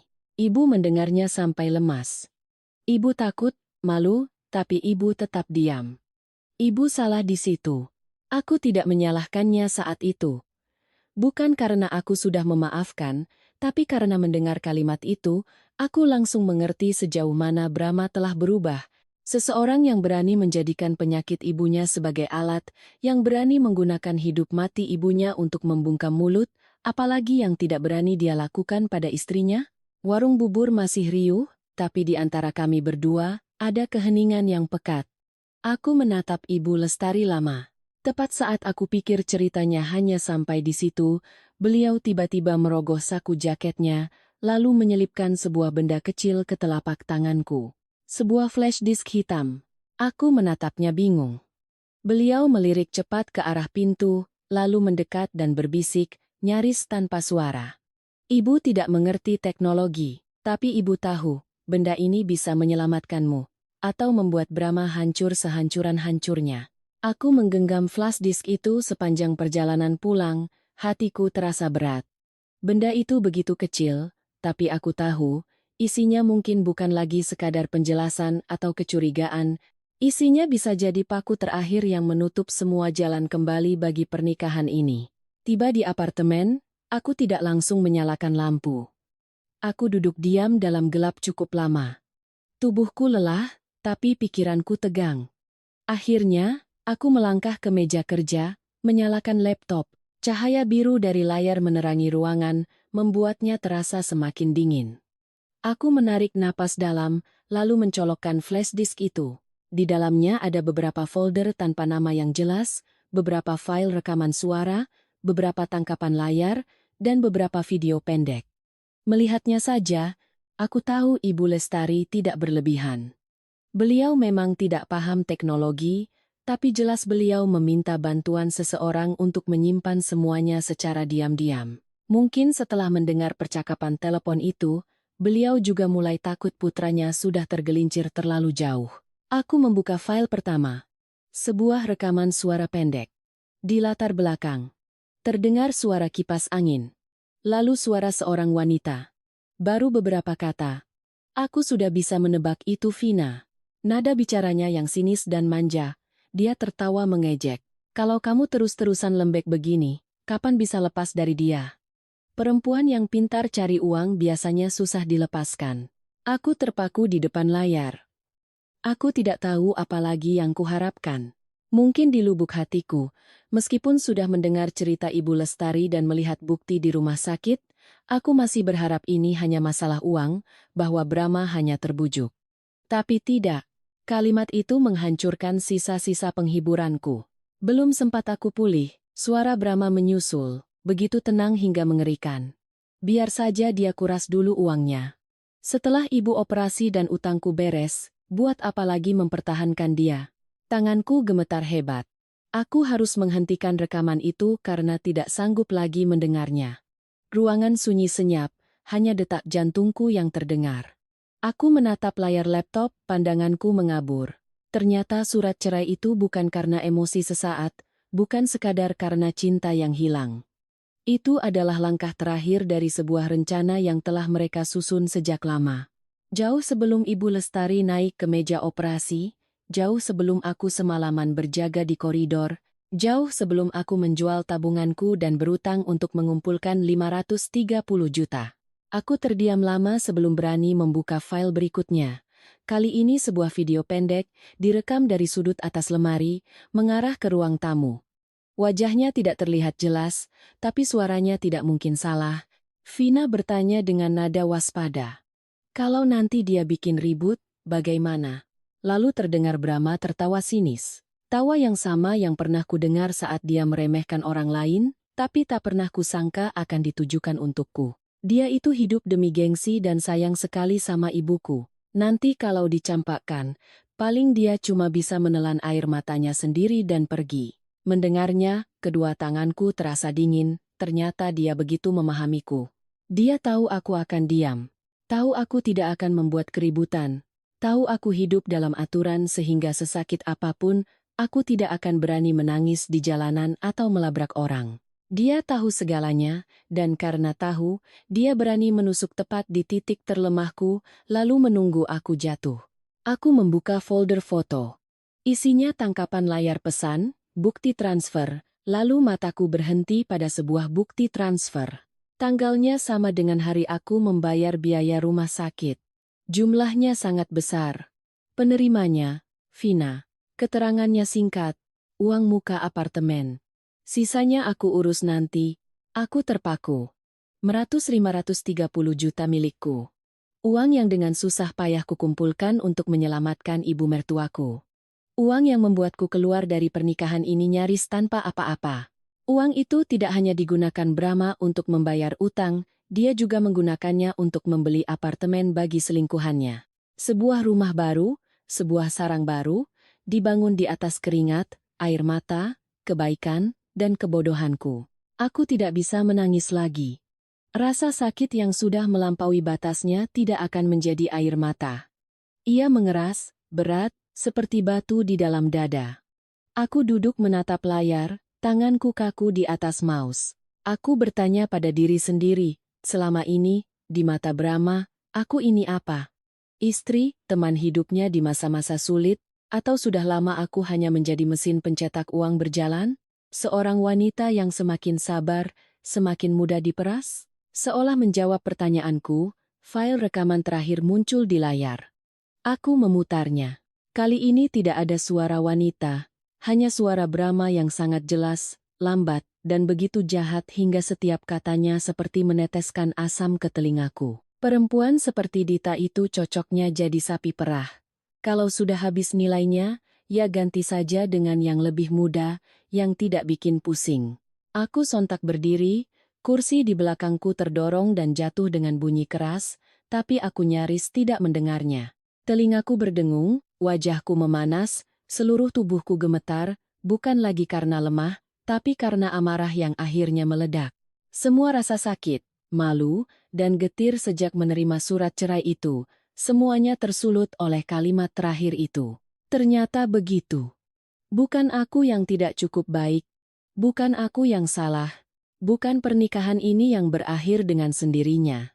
Tapi karena aku telah memberikan kebaikanku pada orang yang salah. Aku telah memelihara serigala di sampingku selama bertahun-tahun, mengira dia adalah pria yang baik hati. Aku menumpukan kedua tanganku di meja, menunduk dan terengah-engah. Cukup lama kemudian, aku baru mengangkat kepala, melihat pantulan diriku yang samar di layar yang gelap, wajahku pucat, mataku kering, tapi hatiku tidak lagi kalut seperti beberapa hari sebelumnya. Untuk pertama kalinya sejak diusir dari rumah, aku tidak lagi berpikir untuk bertanya pada Brahma mengapa dia melakukan ini. Pertanyaan itu tidak ada artinya lagi. Mengetahui alasannya hanya akan membuatku semakin terhina. Perlahan aku mengangkat kursi yang jatuh, duduk kembali. Tanganku masih gemetar, tapi pikiranku sejernih kristal. Aku menatap lekat-lekat flash disk itu, file-file yang masih terbuka di layar, lalu hanya satu hal yang terlintas di benakku. Baik, kau sudah berakting sejauh ini. Kali ini, akan kutunjukkan padamu apa artinya kehilangan segalanya. Keesokan paginya, saat membuka mata, hal pertama yang kulakukan bukanlah menangis atau menelepon Brahma untuk memakinya. Aku berbaring diam menatap langit-langit kamar, lalu berkata pada diri sendiri bahwa mulai sekarang, aku tidak boleh bertindak seperti wanita yang dikhianati dan dikuasai amarah. Dengan orang seperti Brahma, semakin aku marah, semakin dia punya alasan untuk menuduhku picik, mantan istri yang tidak bisa move on. Aku sudah sekali diperdaya karena kepercayaan, aku tidak akan jatuh untuk kedua kalinya karena emosi. Aku bangun pagi, membuat secangkir kopi kental, lalu duduk di meja kerja. Di atas meja, ada tumpukan rekening koran, cetakan tangkapan layar dari flash disk, transkrip rekaman suara, dan berkas dari rumah sakit. Dengan teliti, aku memisahkan semuanya, menandai setiap tanggal, setiap transaksi, setiap kejanggalan. Semakin kulakukan, kepalaku semakin dingin. Saat emosi surut, kebenaran tampak begitu jelas dan mengerikan. Menjelang siang, aku menelepon seorang teman lama bernama Rian. Kami kenal sejak kuliah, sekarang dia menjadi pengacara yang khusus menangani sengketa perdata dan keuangan. Aku tidak banyak bercerita di telepon, hanya berkata singkat bahwa aku butuh bantuannya untuk memeriksa beberapa dokumen sesegera mungkin. Mungkin karena mendengar suaraku yang aneh, dia tidak banyak bertanya, hanya berkata, "Sore ini bawa saja ke kantor. Kalau masalahnya serius, kita selesaikan dengan cara yang serius." Sore itu, aku membawa seluruh berkas menemuinya. Rian membacanya lama sekali, wajahnya semakin lama semakin serius. Sesekali dia berhenti, menurunkan kacamatanya, dan menanyakan satu dua hal untuk memastikan lini masa, lalu kembali membaca. Aku duduk di seberangnya, kedua tanganku saling meremas hingga memerah. Aku tidak takut kebenarannya akan lebih buruk, karena sejak mendengar rekaman itu, aku tahu Brahma tidak punya alibi lagi. Tapi aku ingin tahu posisiku yang sebenarnya. Apakah aku seorang istri yang dikhianati, atau korban penipuan yang terencana? Setelah selesai membaca tumpukan terakhir, Rian meletakkan berkas itu dengan keras di atas meja dan menatapku lurus. "Dita, ini bukan lagi sekadar pengkhianatan dalam pernikahan. Ini ada unsur penipuan dan penggelapan aset, serta penyembunyian kondisi keuangan." Mendengar setiap katanya, punggungku terasa dingin. Rian tidak sedang menakut-nakuti. Dia orang yang sangat terukur. Semakin serius, suaranya semakin rendah. Dia menunjuk transaksi bank, lalu beralih ke transkrip rekaman.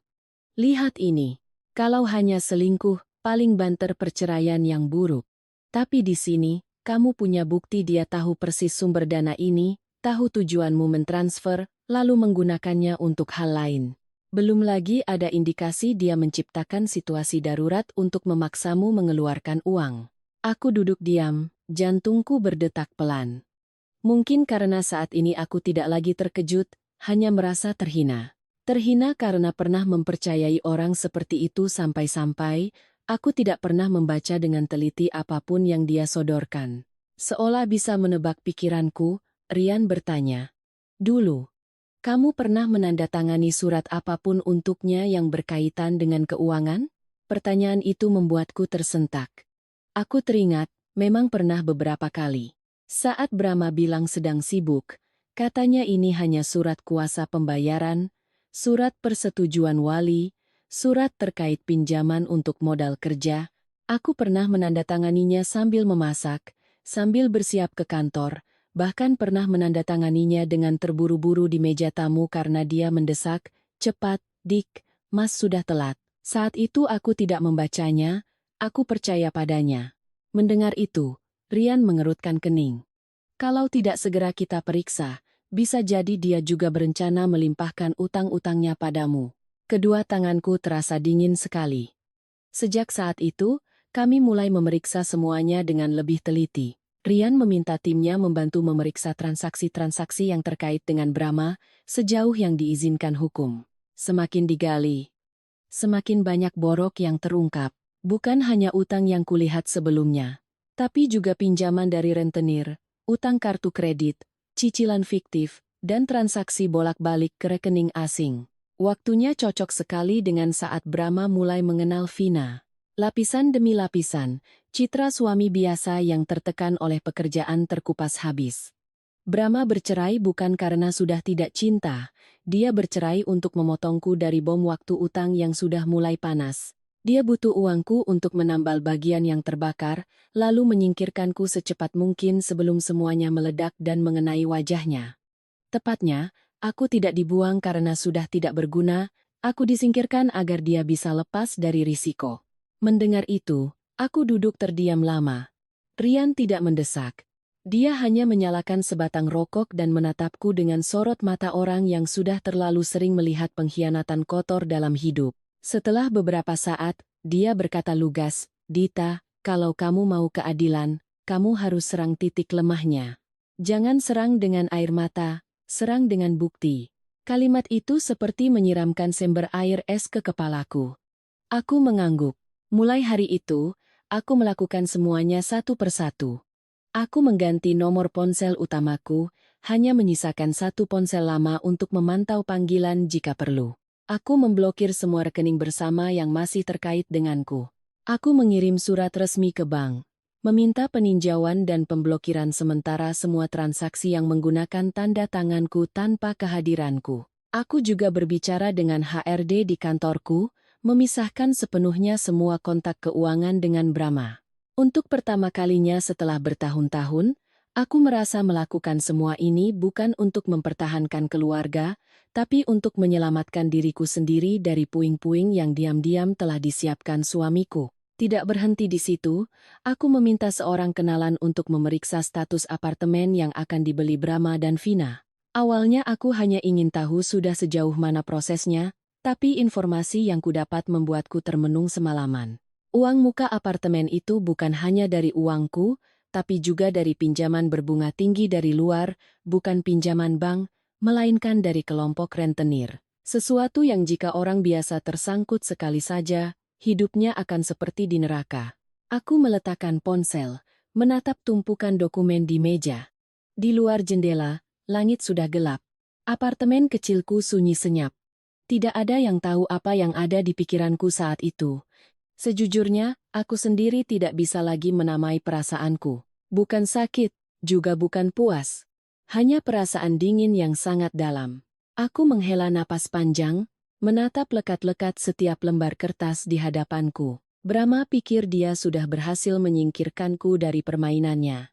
Dia pikir aku masih istri lamanya yang hanya bisa sabar, menangis dalam diam, dan menelan semua kepahitan.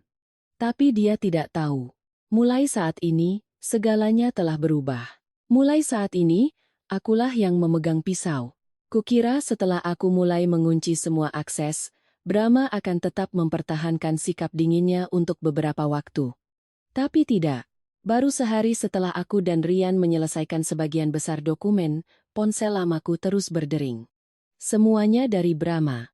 Panggilan pertama tidak kuangkat. Yang kedua kubiarkan.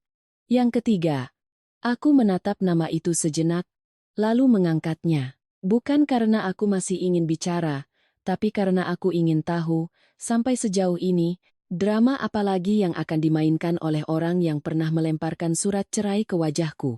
Suara Brahma di seberang sana sangat berbeda. Tidak ada lagi nada sinis dan meremehkan, juga tidak ada lagi raut tidak sabar. Dia merendahkan suaranya dengan kepalsuan yang kentara. "Dita, masalah kita selesaikan baik-baik saja, ya? Mas tidak mau semuanya jadi makin runyam." Mendengarnya, aku nyaris tertawa. Seseorang yang beberapa hari lalu duduk santai menyuruhku cepat menandatangani surat cerai, sekarang berkata tidak ingin semuanya menjadi runyam, seolah akulah yang membesar-besarkan masalah. Aku tidak langsung menjawab. Aku diam sejenak. Cukup untuk membuatnya mulai gelisah. Lalu aku bertanya dengan nada datar. "Baru sekarang Mas takut semuanya jadi runyam?" Brahma terdiam sejenak, lalu tertawa canggung, mencoba menjaga nada bicaranya. "Bukan begitu maksud Mas. Maksudnya, Kita kan pernah jadi suami istri, kalau ada apa-apa, bicarakan saja berdua, jangan sampai orang luar ikut campur. Mendengar kata suami istri, hatiku dingin sekali. Orang luar mana yang ikut campur? Dia sendiri yang membawa selingkuhannya ke dalam pernikahan ini. Dia sendiri yang menggunakan uangku untuk membeli apartemen bagi orang lain. Dia sendiri yang menggunakan penyakit ibunya sebagai jebakan untuk memeras istrinya. Sekarang setelah terancam, baru dia ingat kami pernah menjadi suami istri. Aku tidak mau membuang-buang kata, dan langsung menutup telepon. Tapi sore itu juga, Ibu Lestari menelepon. Kali ini suaranya bukan lagi gemetar karena rasa bersalah seperti di warung bubur, melainkan karena panik. Begitu kuangkat, beliau terengah-engah, "Dita, ada orang-orang bertato datang ke rumah. Mereka menggedor-gedor pintu, memaki-maki, mencari Brahma untuk menagih utang." Ibu takut sekali. Aku menggenggam ponsel erat-erat, darahku terasa mengalir terbalik. Jadi, utang yang kulihat di dokumen itu hanyalah puncak gunung es. Uang rupiah 530 juta dariku, tidak cukup untuk menutupi semua lubang yang digali Brahma. Setelah menyingkirkanku, dia masih terus berutang, terus menjerumuskan dirinya ke dalam lumpur hanya untuk menjaga citra di hadapan Vina dan memimpikan rumah baru. Ibu Lestari bercerita dengan terbata-bata, isak tangisnya terdengar di sela-sela kalimat. Orang-orang itu berteriak-teriak di depan gerbang, memanggil nama Brahma, dan mengancam akan datang ke kantornya jika dia terus bersembunyi. Tetangga mulai keluar untuk melihat. Dan beliau hanya bisa mengunci pintu, duduk memeluk dada di ruang tamu sambil gemetaran. Setelah menutup telepon, aku duduk terdiam lama. Jika ini terjadi di masa lalu, mungkin aku akan panik, menelepon Brahma untuk bertanya, dan berpikir bahwa bagaimanapun kami pernah satu keluarga. Tapi kali ini perasaanku sangat berbeda. Tidak ada lagi rasa iba, tidak ada lagi insting untuk menolong, hanya ada ketenangan yang dingin. Karena aku tahu betul, jika hari ini aku melunak, besok aku sendiri yang akan ditarik kembali ke dalam lubang itu. Malamnya, aku menerima telepon lain. Bukan dari Ibu Lestari, tapi dari Brahma sendiri.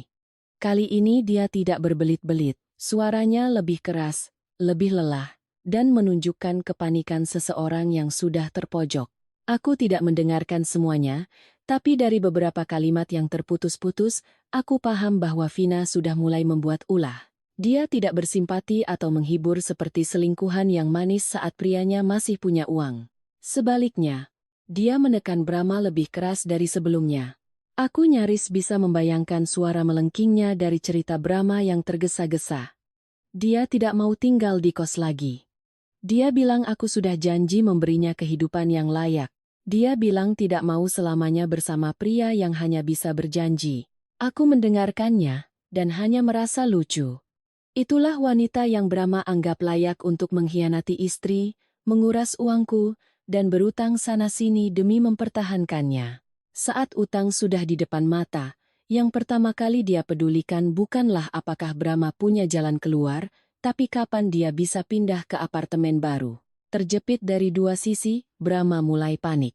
Sekitar pukul 10 malam, saat aku baru selesai mandi, tiba-tiba terdengar suara gedoran keras di pintu. Tanpa perlu melihat dari lubang intip, aku sudah tahu siapa itu. Gedoran yang kasar dan panik seperti itu hanya bisa dari Brahma. Aku mengenakan jubah mandi, lalu berjalan ke pintu. Aku tidak langsung membukanya. Dia menggedor lagi beberapa kali, suaranya merendah tapi tidak bisa menyembunyikan kepanikannya. "Dita, buka pintunya. Aku tahu kamu di dalam." Aku membuka kunci. Begitu pintu terbuka sedikit, aroma keringat, rokok, dan keputusasaan langsung menyeruak masuk. Brahma berdiri di koridor, baru beberapa hari tapi penampilannya begitu kuyu. Matanya cekung, brewoknya tidak terurus, kemejanya kusut. Tidak ada lagi sisa-sisa kesombongan saat dia meletakkan surat cerai di meja, juga tidak ada lagi nada datar seorang perencana ulung. Di hadapanku adalah seorang pria yang hampir hancur. Dia menatapku lekat-lekat, mencoba berbisik agar tidak didengar tetangga. "Dita, tolong Mas sekali ini saja, hanya kali ini, bagaimanapun, kita pernah jadi suami istri." Mendengarnya, setiap katanya terasa mengiris telinga. Pernah jadi suami istri. Aku membuka pintu lebih lebar, bukan untuk mempersilakannya masuk, tapi agar aku bisa melihat lebih jelas wajah pria yang pernah duduk di hadapanku, tertawa sinis, dan bertanya apakah aku pikir aku sepenting itu. Lalu aku berkata perlahan, setiap katanya jelas. Waktu Mas kasih surat cerai, Mas bilang tanggung jawabku di rumahmu sudah selesai. Kenapa sekarang Mas masih mencari orang yang sudah tidak punya tanggung jawab? Brahma tercekat. Bibirnya bergerak-gerak tapi tidak ada suara yang keluar. Mungkin dia tidak menyangka aku akan mengembalikan kalimatnya tepat di saat seperti ini. Dia mencoba melangkah masuk, tapi aku menghalanginya di pintu. Aku menatap lurus ke matanya, tanpa gentar. Uangku kau tipu, ibumu kau manfaatkan, pernikahan ini kau hianati. Kau pikir sekarang aku masih sebodoh itu untuk memberimu 1 rupiah lagi? Wajah Brahma berubah drastis. Awalnya dia masih mencoba menahan diri, tapi kemudian matanya mulai bergetar hebat. Mungkin dia sadar aku sudah tahu jauh lebih banyak dari yang dia kira. Bukan hanya soal perceraian dan Vina, tapi juga jejak uang itu, jebakan di rumah sakit, dan utang-utang yang coba dia sembunyikan. Tepat saat itu, ponsel di sakunya bergetar terus-menerus. Dia mengeluarkannya, wajahnya pucat pasi. Satu panggilan, lalu satu lagi. Nomor tidak dikenal, nomor tidak dikenal. Aku tidak perlu melihat untuk tahu siapa itu. Penagih utang. Ponselnya belum sempat diam, ponselnya yang satu lagi berdering. Kali ini dari rumah sakit. Brahma mengangkatnya, tangannya gemetar. Aku hanya mendengar samar-samar suara di seberang sana yang berbicara cepat. Ibu Lestari kembali merasakan nyeri dada, tekanan darahnya melonjak karena syok, keluarga harus segera datang. Seluruh tubuh Brahma membeku di koridor. Di satu sisi, penagih utang yang terus mengejar. Di sisi lain, ibu kandungnya yang baru saja melewati operasi besar kini jatuh sakit lagi karena ulahnya. Aku berdiri di hadapannya, melihat untuk pertama kalinya kepanikan yang sesungguhnya di matanya. Bukan kepanikan yang dibuat-buat untuk mencari simpati, tapi kepanikan seseorang yang baru sadar bahwa segalanya sedang runtuh menimpa kepalanya secara bersamaan. Dia berbalik menatapku, mulutnya terbuka seolah ingin mengatakan sesuatu. Tapi aku tidak memberinya kesempatan. Aku melangkah mundur, menatapnya dengan pandangan dingin, lalu menutup pintu. Melalui celah pintu yang perlahan tertutup, aku masih melihat Brahma berdiri mematung di koridor, ponsel di tangannya terus berdering tanpa henti. Dan pada saat itu, aku tahu betul satu hal, kehancurannya telah dimulai. Setelah malam Brahma berdiri mematung di luar koridor apartemenku, masalah ini tidak lagi berada di level perceraian yang kotor. Aku tahu betul, jika aku terus menunda, dia akan mencari cara untuk menutupi, berkelit, bahkan membalikkan semua kesalahan padaku seperti yang telah dia lakukan selama ini. Maka keesokan paginya aku bertemu kembali dengan Rian dan hanya mengatakan satu kalimat, mulai saja. Aku tidak butuh penyelesaian damai lagi. Rian tidak bertanya lebih jauh, hanya mengangguk. Lalu bersamaku, kami menyelesaikan berkas gugatan perdata untuk menuntut kembali 530 juta yang telah digunakan secara tidak semestinya. Setiap lembar rekening koran, setiap rekaman suara, setiap tanggal, semuanya kuperiksa ulang. Setelah itu, aku mengirimkan semua bukti ke pihak rumah sakit, disertai permintaan konfirmasi atas prosedur penerimaan dan penggunaan dana yang telah kubayarkan. Tidak hanya itu, aku juga mengajukan laporan atas tindakan penipuan dengan memanfaatkan situasi darurat untuk memaksa kerabat mentransfer uang. Setelah melakukan semua itu, hatiku terasa dingin tapi sangat mantap. Perasaan kalut, sakit, dan kehilangan arah beberapa hari sebelumnya nyaris lenyap, berganti dengan ketenangan yang bahkan terasa aneh bagi diriku sendiri. Mungkin karena setelah melihat wajah asli Brahma, aku sadar, dengan orang seperti itu, semakin kita lunak, mereka akan semakin menekan, semakin kita diam, mereka akan mengira kita takut. Sore harinya, kenalanku yang kuminta memantau jadwal penandatanganan apartemen memberitahuku tanggal dan waktu Brahma dan Vina akan datang ke kantor notaris untuk menyelesaikan akad. Aku tidak terkejut. Pria seperti Brahma selalu sama. Sebelum benar-benar terpojok, mereka masih percaya bisa mengendalikan segalanya, masih ingin berlari menuju garis finish, meskipun di bawah kaki mereka sudah ada jurang. Aku datang ke sana bersama Rian, hampir 15 menit lebih awal. Kantor notaris itu berada di lantai 2 sebuah gedung kecil, bersih dan terang. Tidak terlalu ramai, tapi cukup untuk membuat apapun yang terjadi di sana tidak bisa disembunyikan. Aku duduk di kursi tunggu bagian dalam, diam-diam mengamati pintu masuk. Rian duduk di sampingku, memegang map berisi berkas, wajahnya tenang seolah sedang menunggu urusan biasa. Hanya aku yang tahu, konfrontasi kali ini bukan lagi sekadar urusan kertas. Ini adalah saat di mana topeng Brahma akan mulai terlepas di depan mata orang banyak. Sekitar 10 menit kemudian, mereka tiba. Brahma masuk lebih dulu, mengenakan kemeja biru muda, rambutnya disisir rapi, mencoba menampilkan kembali citra dirinya yang terawat. Di sampingnya ada Vina, mengenakan gaun ketat berwarna krem, bibir merah, rambut bergelombang. Orang awam yang melihat mungkin akan mengira mereka adalah pasangan yang bahagia akan menandatangani surat rumah baru. Hanya saja, begitu melihatku duduk di barisan kursi di seberang, keduanya langsung berhenti. Vina adalah yang pertama kali berubah raut. Senyum di bibirnya lenyap, matanya membelalak waspada. Sementara Brahma, wajahnya pucat pasi. Ketenangan yang dipaksakan di wajahnya nyaris runtuh dalam sekejap. Aku berdiri, tidak terburu-buru, juga tidak melangkah maju dengan gaya melabrak seperti yang mungkin mereka bayangkan. Aku hanya mengambil tumpukan kertas dari tangan Rian, berjalan ke meja resepsionis, meletakkannya di hadapan mereka, lalu berkata dengan nada dingin, lanjutkan saja tanda tangannya. Biar nanti saat polisi dan penagih utang datang, kalian tidak perlu repot-repot lari. Seluruh ruangan seolah membeku. Staf notaris yang sedang memeriksa berkas langsung mengangkat kepala. Sepasang suami istri di sudut lain berhenti bicara. Bahkan satpam yang berdiri di luar pintu kaca ikut menoleh ke dalam. Aku mendengar dengan jelas Vina menarik napas tajam. Dia menoleh ke arah Brahma, wajahnya pucat, suaranya melengking. Katamu setelah cerai semuanya beres? Ini apa-apaan? Aku tidak menjawab untuknya. Dengan tenang aku mengeluarkan satu persatu lembar kertas dari map, meletakkan di hadapan Vina, rekening koran, tangkapan layar bukti transfer, beberapa kutipan dari rekaman suara, angka-angka yang menunjukkan uangku, utang lama Brahma yang dilunasi, pinjaman dari rentenir, dan uang muka apartemen.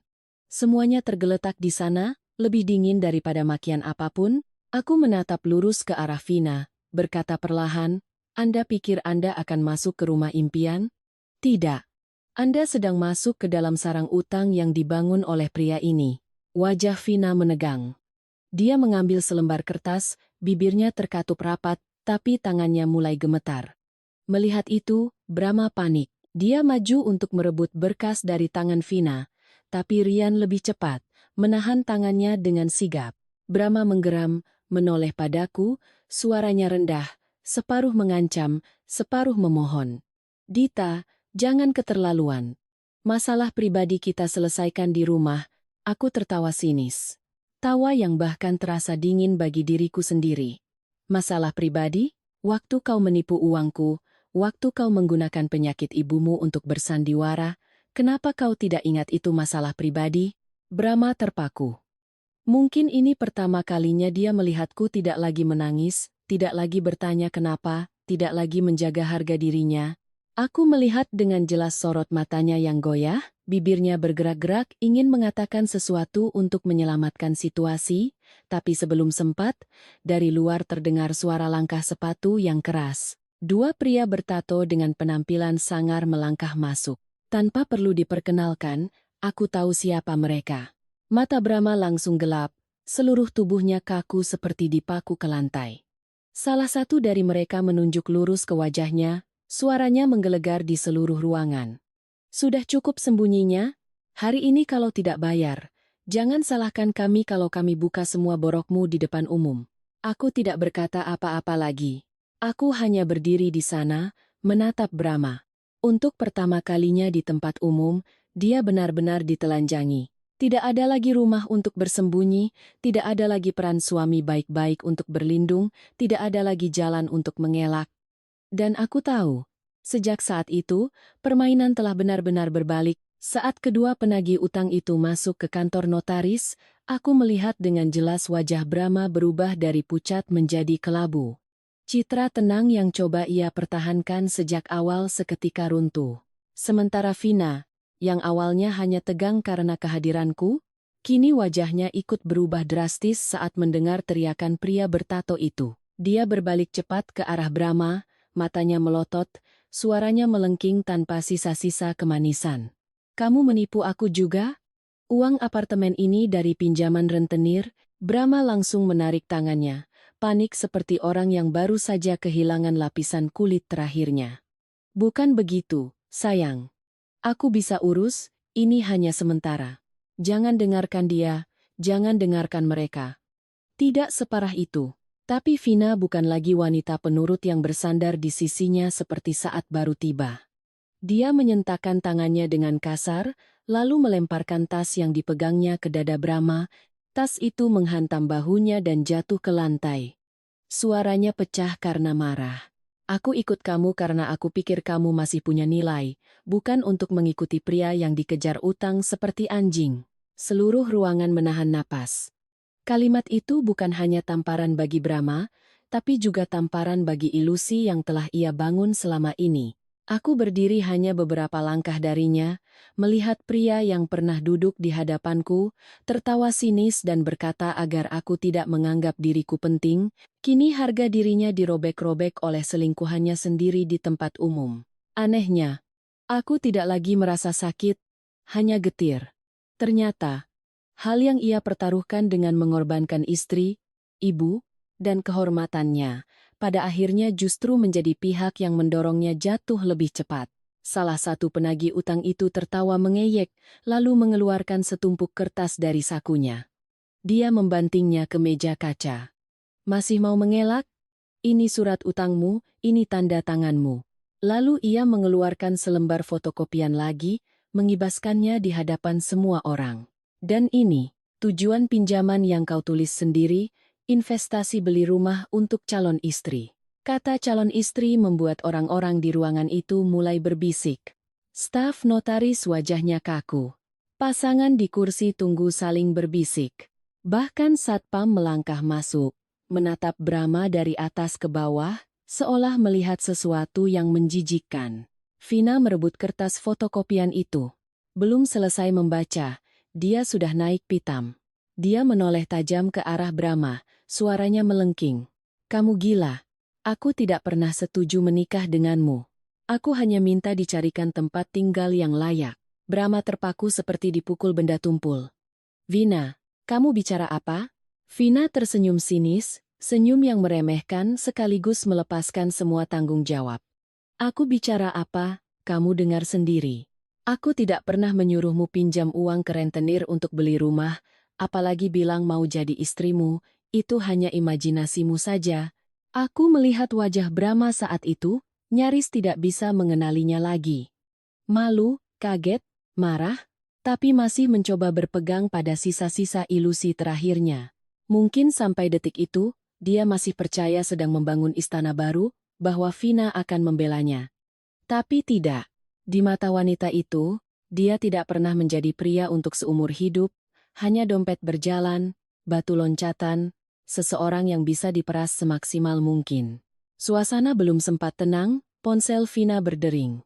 Suara nada deringnya terdengar sangat nyaring di tengah keheningan. Mungkin karena panik, dia tidak sengaja menyentuh tombol loudspeaker. Seketika, suara seorang pria lain terdengar jelas. Sayang, sudah selesai urusannya? Nanti aku jemput ya.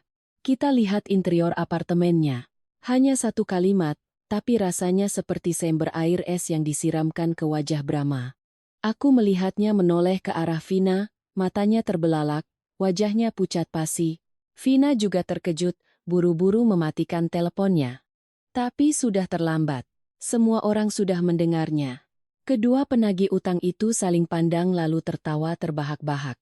Brahma tergagap. Vina, itu siapa? Vina menggigit bibir, matanya bergerak cepat, lalu mencoba berkelit. Memangnya kenapa? Kamu punya hak apa bertanya padaku sekarang? Hak apa? Brahma nyaris berteriak, suaranya pecah. Aku kehilangan segalanya demi kamu. Aku cerai. Aku pinjam uang. Aku. Belum selesai dia bicara. Vina memotong dengan wajah dingin. Itu urusanmu sendiri. Aku tidak pernah menodongkan pisau ke lehermu dan menyuruhmu menceraikan istrimu. Aku berdiri diam, tidak perlu berkata apa-apa lagi. Momen itu saja sudah cukup. Cukup untuk membuat Brahma sadar bahwa semua pengorbanannya sia-sia. Cukup untuk membuatnya melihat bahwa wanita yang ia puja, yang ia biayai dengan uangku, yang ia bangunkan rumah dengan utang, ternyata tidak pernah menganggapnya sebagai pelabuhan terakhir, hanya tempat singgah sementara. Dia telah mengkhianati orang yang tulus padanya demi sebuah jual beli perasaan yang bahkan lebih rendah dari apa yang pernah ia pikirkan tentangku. Aku menatap Brahma lama. Di matanya saat itu, tidak ada lagi perhitungan, tidak ada lagi kesombongan, hanya ada kehancuran. Kehancuran yang telanjang, memalukan, dan begitu pahit, hingga aku sendiri merasa itu terjadi terlalu cepat. Tapi aku tidak kasihan. Karena ada kejatuhan yang bukan disebabkan oleh takdir, melainkan karena seseorang telah menginjak-injak terlalu banyak kebaikan, terlalu banyak batas, hingga saat tergelincir, tidak ada lagi yang bisa menahannya. Dan aku tahu, kehancuran di hadapanku ini belum berakhir. Ini baru permulaan dari harga sebuah pengkhianatan. Ruang notaris itu membeku setelah insiden telepon itu. Orang luar mungkin berpikir itu sudah cukup memalukan, cukup kacau untuk sebuah acara penandatanganan akad. Tapi bagiku, saat menatap Brahma yang terpaku, hatiku merasakan sesuatu yang aneh. Seolah semua ini belum mencapai dasarnya, seolah masih ada satu sayatan terakhir yang belum mendarat. Dan tepat saat itu, dari luar terdengar langkah kaki yang tergesa-gesa. Aku menoleh. Ibu Lestari muncul di ambang pintu, dipapah oleh seorang wanita paruh baya yang tidak kukenal. Wajahnya pucat, bibirnya pucat, napasnya tersengal, jelas kesehatannya belum pulih. Tapi yang membuat semua orang terdiam bukanlah kondisinya, melainkan sorot matanya. Untuk pertama kalinya sejak aku mengenalnya, matanya tidak lagi menunjukkan keraguan atau rasa bersalah. Hanya ada ketegasan yang nyaris putus asa, seolah beliau telah mendorong dirinya ke titik di mana tidak ada lagi jalan untuk mundur. Brahma, begitu melihat ibunya, langsung panik. Ibu kesini untuk apa? Cepat pulang. Suaranya begitu keras. Tidak lagi bisa menahan kepanikannya. Itu adalah suara seseorang yang takut hal terburuk akan segera terjadi. Tapi Ibu Lestari tidak berhenti. Beliau melepaskan pegangan wanita itu, berjalan lurus ke tengah ruangan, mendekati meja di mana berkas-berkas masih berserakan. Lalu, beliau merogoh saku jaketnya, mengeluarkan setumpuk kertas yang terlipat rapi. Tangannya gemetar, tapi suaranya begitu jelas. Saya ibunya. Hari ini saya datang untuk mengatakan yang sebenarnya, supaya kalau saya mati, saya bisa tenang. Seluruh ruangan sunyi senyap. Brahma tertegun, matanya terbelalak, tidak percaya ibunya berani mengatakan itu di tempat umum. Aku sendiri, yang berdiri hanya beberapa langkah darinya, merasakan jantungku tercekat. Aku pernah berpikir beliau merasa bersalah, pernah berpikir beliau menyayangiku, tapi tak pernah menyangka beliau akan benar-benar maju sejauh ini. Karena untuk melakukannya, tidak hanya butuh keberanian, tapi juga sebuah pemutusan hubungan yang sangat menyakitkan. Ibu Lestari menoleh ke arah semua orang, tangannya mencengkeram kertas itu. Saya sendiri yang mendengar percakapan telepon antara Brahma dan Vina. Saya yang menyimpan rekaman suara dan foto-foto yang dia kira saya tidak tahu. Dia menggunakan penyakit saya untuk memaksa Dita mengeluarkan uang. Dia memakai penyakit ibu kandungnya sendiri sebagai alasan untuk memeras istrinya. Bisik-bisik mulai terdengar, lalu senyap kembali. Mungkin tidak ada yang menyangka. Orang yang mengonfirmasi hal itu adalah ibu kandung Brahma sendiri. Orang yang kukira akan selamanya terjebak di antara putranya dan kebenaran. Brahma, seolah baru tersadar, langsung maju. Ibu, hentikan. Ibu tidak tahu apa-apa, jangan bicara sembarangan. Dia mencoba merebut kertas dari tangan Ibu Lestari, tapi begitu tangannya menyentuh ujung berkas, sebuah tamparan keras terdengar di tengah ruangan. Ibu Lestari menampar wajah putranya. Tamparan itu begitu keras hingga kepala Brahma terlempar ke samping. Dia membeku. Aku juga terpaku. Bukan karena tamparannya, tapi karena tidak pernah menyangka seorang ibu yang baru saja sakit parah, yang selama ini terlihat begitu lemah, bisa mengumpulkan seluruh tenaganya untuk melakukan itu. Ibu Lestari terengah-engah, satu tangannya memegangi dada, tapi matanya menatap tajam ke arah Brahma. Suaranya pecah karena sakit dan marah. Diam kamu. Ibu melahirkan dan membesarkanmu bukan supaya kamu menjadikan nyawa ibumu sebagai modal untuk menipu perempuan. Kalimat itu membuat wajah Brahma pucat pasi. Tamparan itu sakit, tapi kalimat itu 1000 kali lebih sakit. Karena itu tidak hanya membongkar kebusukannya, tapi juga merobek citra terakhir yang ingin ia pertahankan, sebagai seorang anak, seorang pria, seorang manusia. Kini, tidak ada lagi yang tersisa. Ibu Lestari menoleh padaku. Di tengah keramaian itu, di hadapan semua orang, beliau menundukkan kepala. Seorang ibu mertua yang pernah kurawat setiap suap bubur dan butir obatnya, kini menunduk di hadapan menantu lamanya. Aku terdiam, tenggorokanku tercekat. Suaranya lirih tapi jelas. Dita, ibu bersalah. Ibu minta maaf padamu. Bukan untuknya. Tapi ibu hanya ingin kamu percaya. Di dunia ini masih ada orang yang akan berterima kasih padamu sampai mati. Kalimat itu membuat sesuatu dalam diriku berhenti. Semua amarah dan rasa malu masih ada. Aku tidak bisa melupakan semuanya hanya karena sebuah permintaan maaf, tapi pada saat itu, untuk pertama kalinya aku melihat ada seseorang dari keluarga itu yang berani membayar dengan harga dirinya sendiri untuk membela kebenaran. Bukan lagi di warung kecil, tapi di hadapan semua orang, dengan tangannya sendiri merobek topeng putranya. Belum sempat aku bereaksi, Ibu Lestari kembali merogoh sakunya, mengeluarkan sebuah sertifikat tanah kecil dan surat wasiat yang sudah dilegalisir. Beliau menyodorkannya padaku, tangannya gemetar. Ibu sudah urus ini beberapa hari lalu. Tanah warisan ibu mau berikan padamu, sebagai tanda terima kasih karena kamu telah menyelamatkan ibu. Belum sempat aku menyentuhnya, Brahma berteriak, suaranya pecah, matanya merah. Ibu sudah gila, harta itu milikku. Seluruh ruangan kembali hening.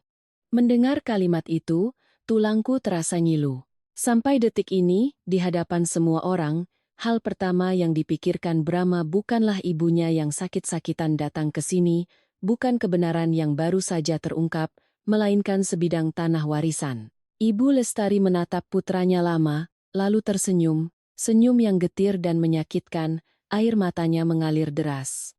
Beliau menggeleng pelan. Tidak, apa yang kau kira milikmu, kau tidak pernah pantas memilikinya. Beliau berhenti sejenak, menelan semua rasa sakit seorang ibu, lalu melanjutkan dengan tegas. Mulai hari ini, ibu anggap ibu tidak punya anak sepertimu lagi.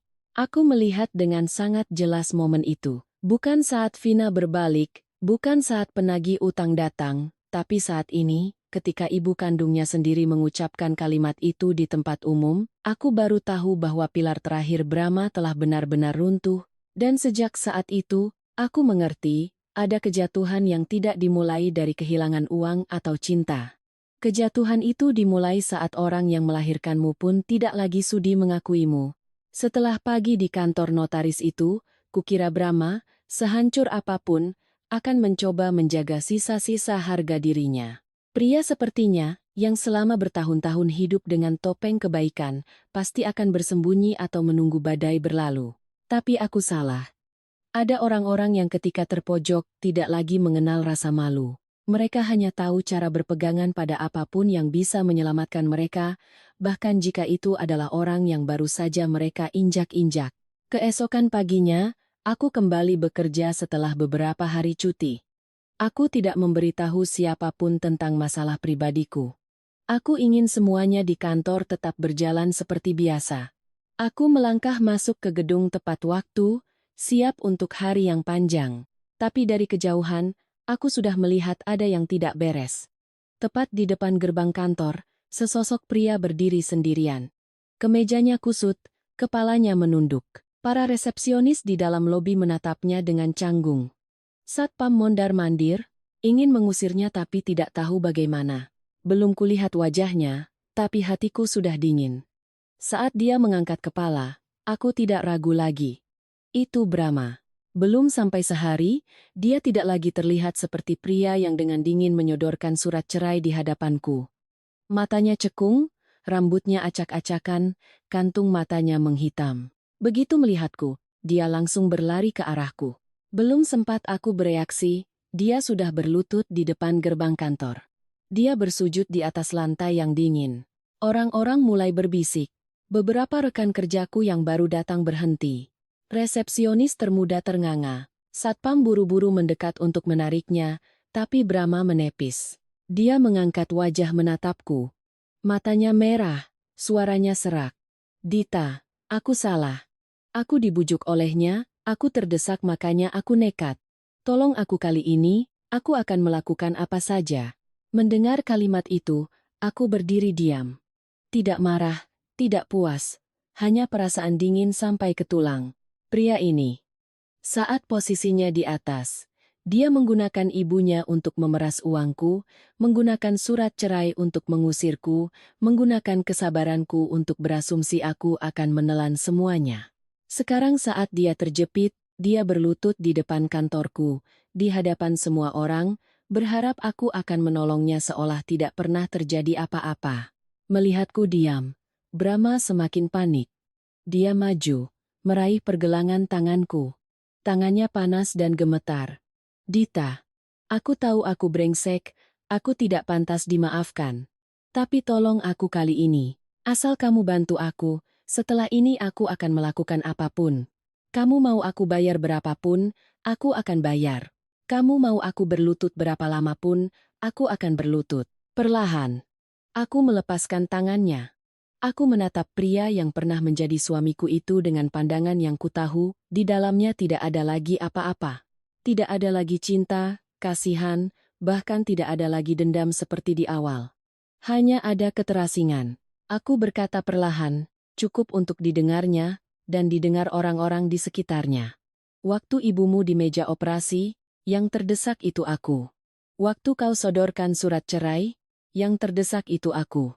Waktu kau pakai 530 juta uangku untuk bayar utang dan membiayai selingkuhanmu, kenapa kau tidak berpikir suatu hari kau yang akan terdesak? Brahma mengangkat kepala menatapku, bibirnya gemetar. Dia mencoba bicara, tapi tidak ada suara yang keluar. Lalu tiba-tiba, dia menangis. Bukan tangisan tertahan, tapi tangisan yang sesungguhkan. Menangis di depan umum, di hadapan begitu banyak mata.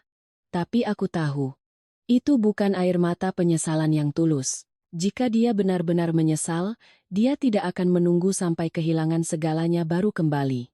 Ini hanyalah air mata seseorang yang baru saja kehilangan semua yang ia kira akan menjadi miliknya. Tepat saat itu, ponsel di sakunya bergetar. Dia mengeluarkannya, sebuah notifikasi dari bank. Sekilas saja, wajahnya pucat pasi. Belum sempat dia pulih, ponselnya berdering lagi, kali ini dari kantornya. Aku mendengar samar-samar suara manajernya yang marah. Penagih utang datang ke kantor dan membuat keributan, merusak reputasi perusahaan. Direksi memintanya untuk berhenti bekerja sementara dan tidak muncul di kantor sampai masalahnya selesai. Aku melihat dengan jelas saat itu. Brahma, yang masih berlutut, memegang telepon di telinganya, tubuhnya lunglai. Pundaknya merosot, matanya kosong. Dalam satu pagi, pria yang mengira akan punya apartemen baru, kekasih baru, dan hidup baru, telah menjadi orang yang benar-benar tidak punya apa-apa, tidak ada rumah, tidak ada uang, tidak ada pekerjaan, tidak ada yang membela. Kukira itu sudah cukup. Tapi pukulan terakhir datang lebih menyakitkan. Tak lama kemudian, ponselnya kembali menyala. Bukan panggilan, tapi notifikasi media sosial. Seseorang mengiriminya sebuah tautan. Dia membukanya, dan wajahnya membeku. Ponselnya jatuh dari genggamannya, layarnya menghadap ke atas, tepat di kakiku. Di sana, ada postingan dari Vina. Dia tidak menyebut nama Brahma, hanya menyiratkan bahwa dia telah ditipu oleh seorang pria yang baru bercerai, yang meminjam uang, berjanji akan menikah, lalu meninggalkannya. Di bawahnya, puluhan komentar sinis. Dalam beberapa jam, sisa-sisa kehormatan yang coba dipertahankan Brahma hancur lebur. Dia terduduk di trotoar, tidak lagi sanggup berlutut. Kedua tangannya memegangi kepala, punggungnya membungkuk, mulutnya terus bergumam seperti orang linglung. Kenapa jadi begini? Kenapa jadi begini? Aku menatapnya lama. Dulu kupikir, jika melihatnya membayar semua perbuatannya, aku akan merasa sangat puas. Tapi saat pemandangan itu benar-benar terjadi di hadapanku, perasaanku tidak seperti itu. Tidak lagi sakit, tidak lagi kasihan, juga tidak benar-benar bahagia. Hanya ada perasaan dingin yang sangat jelas, seperti menyaksikan akhir yang tak terhindarkan dari sebuah jalan yang salah. Aku mengucapkan kalimat terakhirku, nadaku tenang tapi menusuk. Karena kau pikir menipu orang lain itu pintar. Tidak. Itu hanya berarti karmamu belum tiba. Setelah itu, aku berbalik dan melangkah masuk ke lobi kantor. Di belakangku, tidak ada lagi suara permohonan. Hanya ada suara seseorang yang jatuh terhuyung-huyung, bisik-bisik rekan kerja, dan suara panik satpam yang memanggil bantuan. Aku tidak menoleh ke belakang. Karena pada saat itu, Brahma telah benar-benar hancur. Bukan karena aku meninggalkannya. Bukan karena selingkuhannya berpaling, tapi karena untuk pertama kalinya dalam hidupnya, dia harus berdiri sendirian di tengah puing-puing yang ia ciptakan, tanpa ada lagi orang yang cukup bodoh untuk menyelamatkannya. Beberapa bulan kemudian, semuanya perlahan berakhir. Tidak secepat yang kuharapkan, tidak juga seramai saat dimulai. Lapisan demi lapisan, semuanya terungkap, menunjukkan apa yang sudah lama membusuk. Berkat bukti yang jelas, berkas yang lengkap, konfirmasi dari rumah sakit, dan terutama kesaksian Ibu Lestari, aku berhasil mendapatkan kembali sebagian besar uangku yang telah ditipu Brahma. Saat memegang surat putusan di tangan, aku tidak menangis atau merasa menang. Aku hanya duduk lama di dalam mobil, menatap kertas tipis itu, dan hatiku terasa sedikit lebih ringan. Bukan karena uang, tapi karena setidaknya, kebenaran telah disebut dengan namanya. Aku bukan lagi mantan istri yang picik, tapi korban penipuan yang berhasil menarik dirinya sendiri keluar dari lumpur dengan ketenangannya. Tentang Ibu Lestari, setelah kejadian di kantor notaris, beliau beberapa kali mengirim pesan dan sekali mengajak bertemu. Beliau masih kurus, lemah, rambutnya semakin memutih. Saat bertemu, beliau kembali membawa sertifikat tanah itu, bersikeras ingin memberikannya padaku sebagai penebusan. Aku menolaknya. Bukan karena aku merasa suci, tapi karena kupikir. Di usianya yang senja, wanita itu sudah kehilangan terlalu banyak. Kehilangan muka, kehilangan sandaran, dan kehilangan seorang putra yang pernah menjadi harapannya. Aku tidak ingin mengambil hal terakhir yang dimilikinya, tapi aku menerima permintaan maafnya, bukan karena aku mudah luluh, tapi karena pada titik tertentu, aku sadar bahwa terkadang orang tua juga menjadi korban dari anak yang mereka lahirkan. Rasa sakit itu mungkin lebih dalam dari rasa sakit seorang istri yang dikhianati. Dan Brahma, dia benar-benar hancur. Aku dengar setelah dipecat, Vina menghilang secepat kemunculannya. Utang menumpuk, telepon tagihan terus berdering, dan teman-teman yang dulu dekat karena citra luarnya perlahan menjauh. Sempat ku dengar dia dirawat karena depresi dan gangguan kejiwaan. Jika ini adalah aku yang dulu, mungkin aku akan merasa puas. Tapi tidak. Ada hukuman yang tidak perlu lagi campur tangan kita. Hidup punya caranya sendiri untuk memberikan pelajaran. Kita hanya perlu berdiri, melihat, dan mengerti bahwa pada akhirnya, semua akan kembali ke tempatnya masing-masing. Aku kembali bekerja, kembali ke ritme hidupku yang normal. Tak lama kemudian, aku pindah ke apartemen lain yang lebih kecil tapi lebih cerah. Aku membeli beberapa tanaman, mengganti gorden, memasak untuk diriku sendiri, dan menata kembali kebiasaan lama. Hidupku tidak gemerlap, tapi damai. Kedamaian yang dulu kukira kumiliki dalam pernikahan, ternyata tidak pernah benar-benar ada. Aku mulai hidup lebih lambat, lebih berhati-hati dalam menilai orang, dan lebih menjaga hatiku. Bukan karena aku menjadi sinis, tapi karena aku tidak lagi mau dengan mudahnya meletakkan kebaikanku di tangan orang lain, dan membiarkan mereka menggunakannya sesuka hati. Aku masih percaya pada kebaikan. Tapi aku sadar, kebaikan juga butuh batasan. Seorang wanita yang tidak tahu cara menjaga dirinya sendiri, cepat atau lambat akan ada yang menganggap pengorbanannya sebagai hal yang biasa untuk dimanfaatkan. Suatu malam menjelang akhir tahun, Ibu Lestari mengirimiku pesan singkat, hanya sebaris kalimat. Ibu masih minum obat teratur. Jangan khawatirkan ibu hanya berharap, suatu saat kamu bertemu dengan orang yang tahu cara menyayangimu sebesar kamu pernah menyayangi orang lain. Aku membacanya dan duduk lama di dekat jendela. Di luar, lampu jalan berpendar kuning, angin malam terasa sejuk. Aku berpikir, pernikahan itu telah mengambil banyak hal dariku. Uang, kepercayaan, masa muda, dan harga diri. Tapi jika kulihat lagi, pernikahan itu juga memberiku sesuatu yang lebih besar, kesadaran. Aku sadar bahwa berkorban itu tidak salah, berbuat baik juga tidak salah. Yang salah adalah ketika kita berkorban dan berbuat baik untuk orang yang salah, lalu berharap mereka akan membalasnya dengan setimpal. Tidak semua orang pantas menerima kebaikan kita. Terkadang aku bertanya pada diri sendiri, bagaimana jika hari itu aku menangis dan memohon, mencoba mempertahankan pernikahan itu? Mungkin aku tidak hanya akan kehilangan 630 juta, tapi aku akan kehilangan sisa hidupku, kehilangan harga diriku, dan kehilangan kemampuanku untuk bangkit. Memikirkannya, aku merasa beruntung. Beruntung karena sesakit apapun, aku tetap menandatanganinya. Beruntung karena di saat aku merasa kehilangan segalanya, aku justru bisa melepaskan diri. Ketegasan di saat paling menyakitkan itulah yang menyelamatkanku. Sekarang, setiap kali teringat kalimat Brahma hari itu, tanda tangani. Tanggung jawabmu di rumah ini sudah selesai, aku tidak lagi merasa sakit. Aku hanya tersenyum tipis, karena memang benar, aku sudah selesai dengan tanggung jawabku pada sebuah rumah yang penuh kebohongan, pada sebuah pernikahan yang dibangun di atas pemanfaatan dan pengkhianatan. Tapi sejak saat itu pula, untuk pertama kalinya dalam bertahun-tahun, aku baru benar-benar mulai bertanggung jawab atas hidupku sendiri. Dan mungkin, setelah semua ini, itulah hal paling berharga yang berhasil kuselamatkan.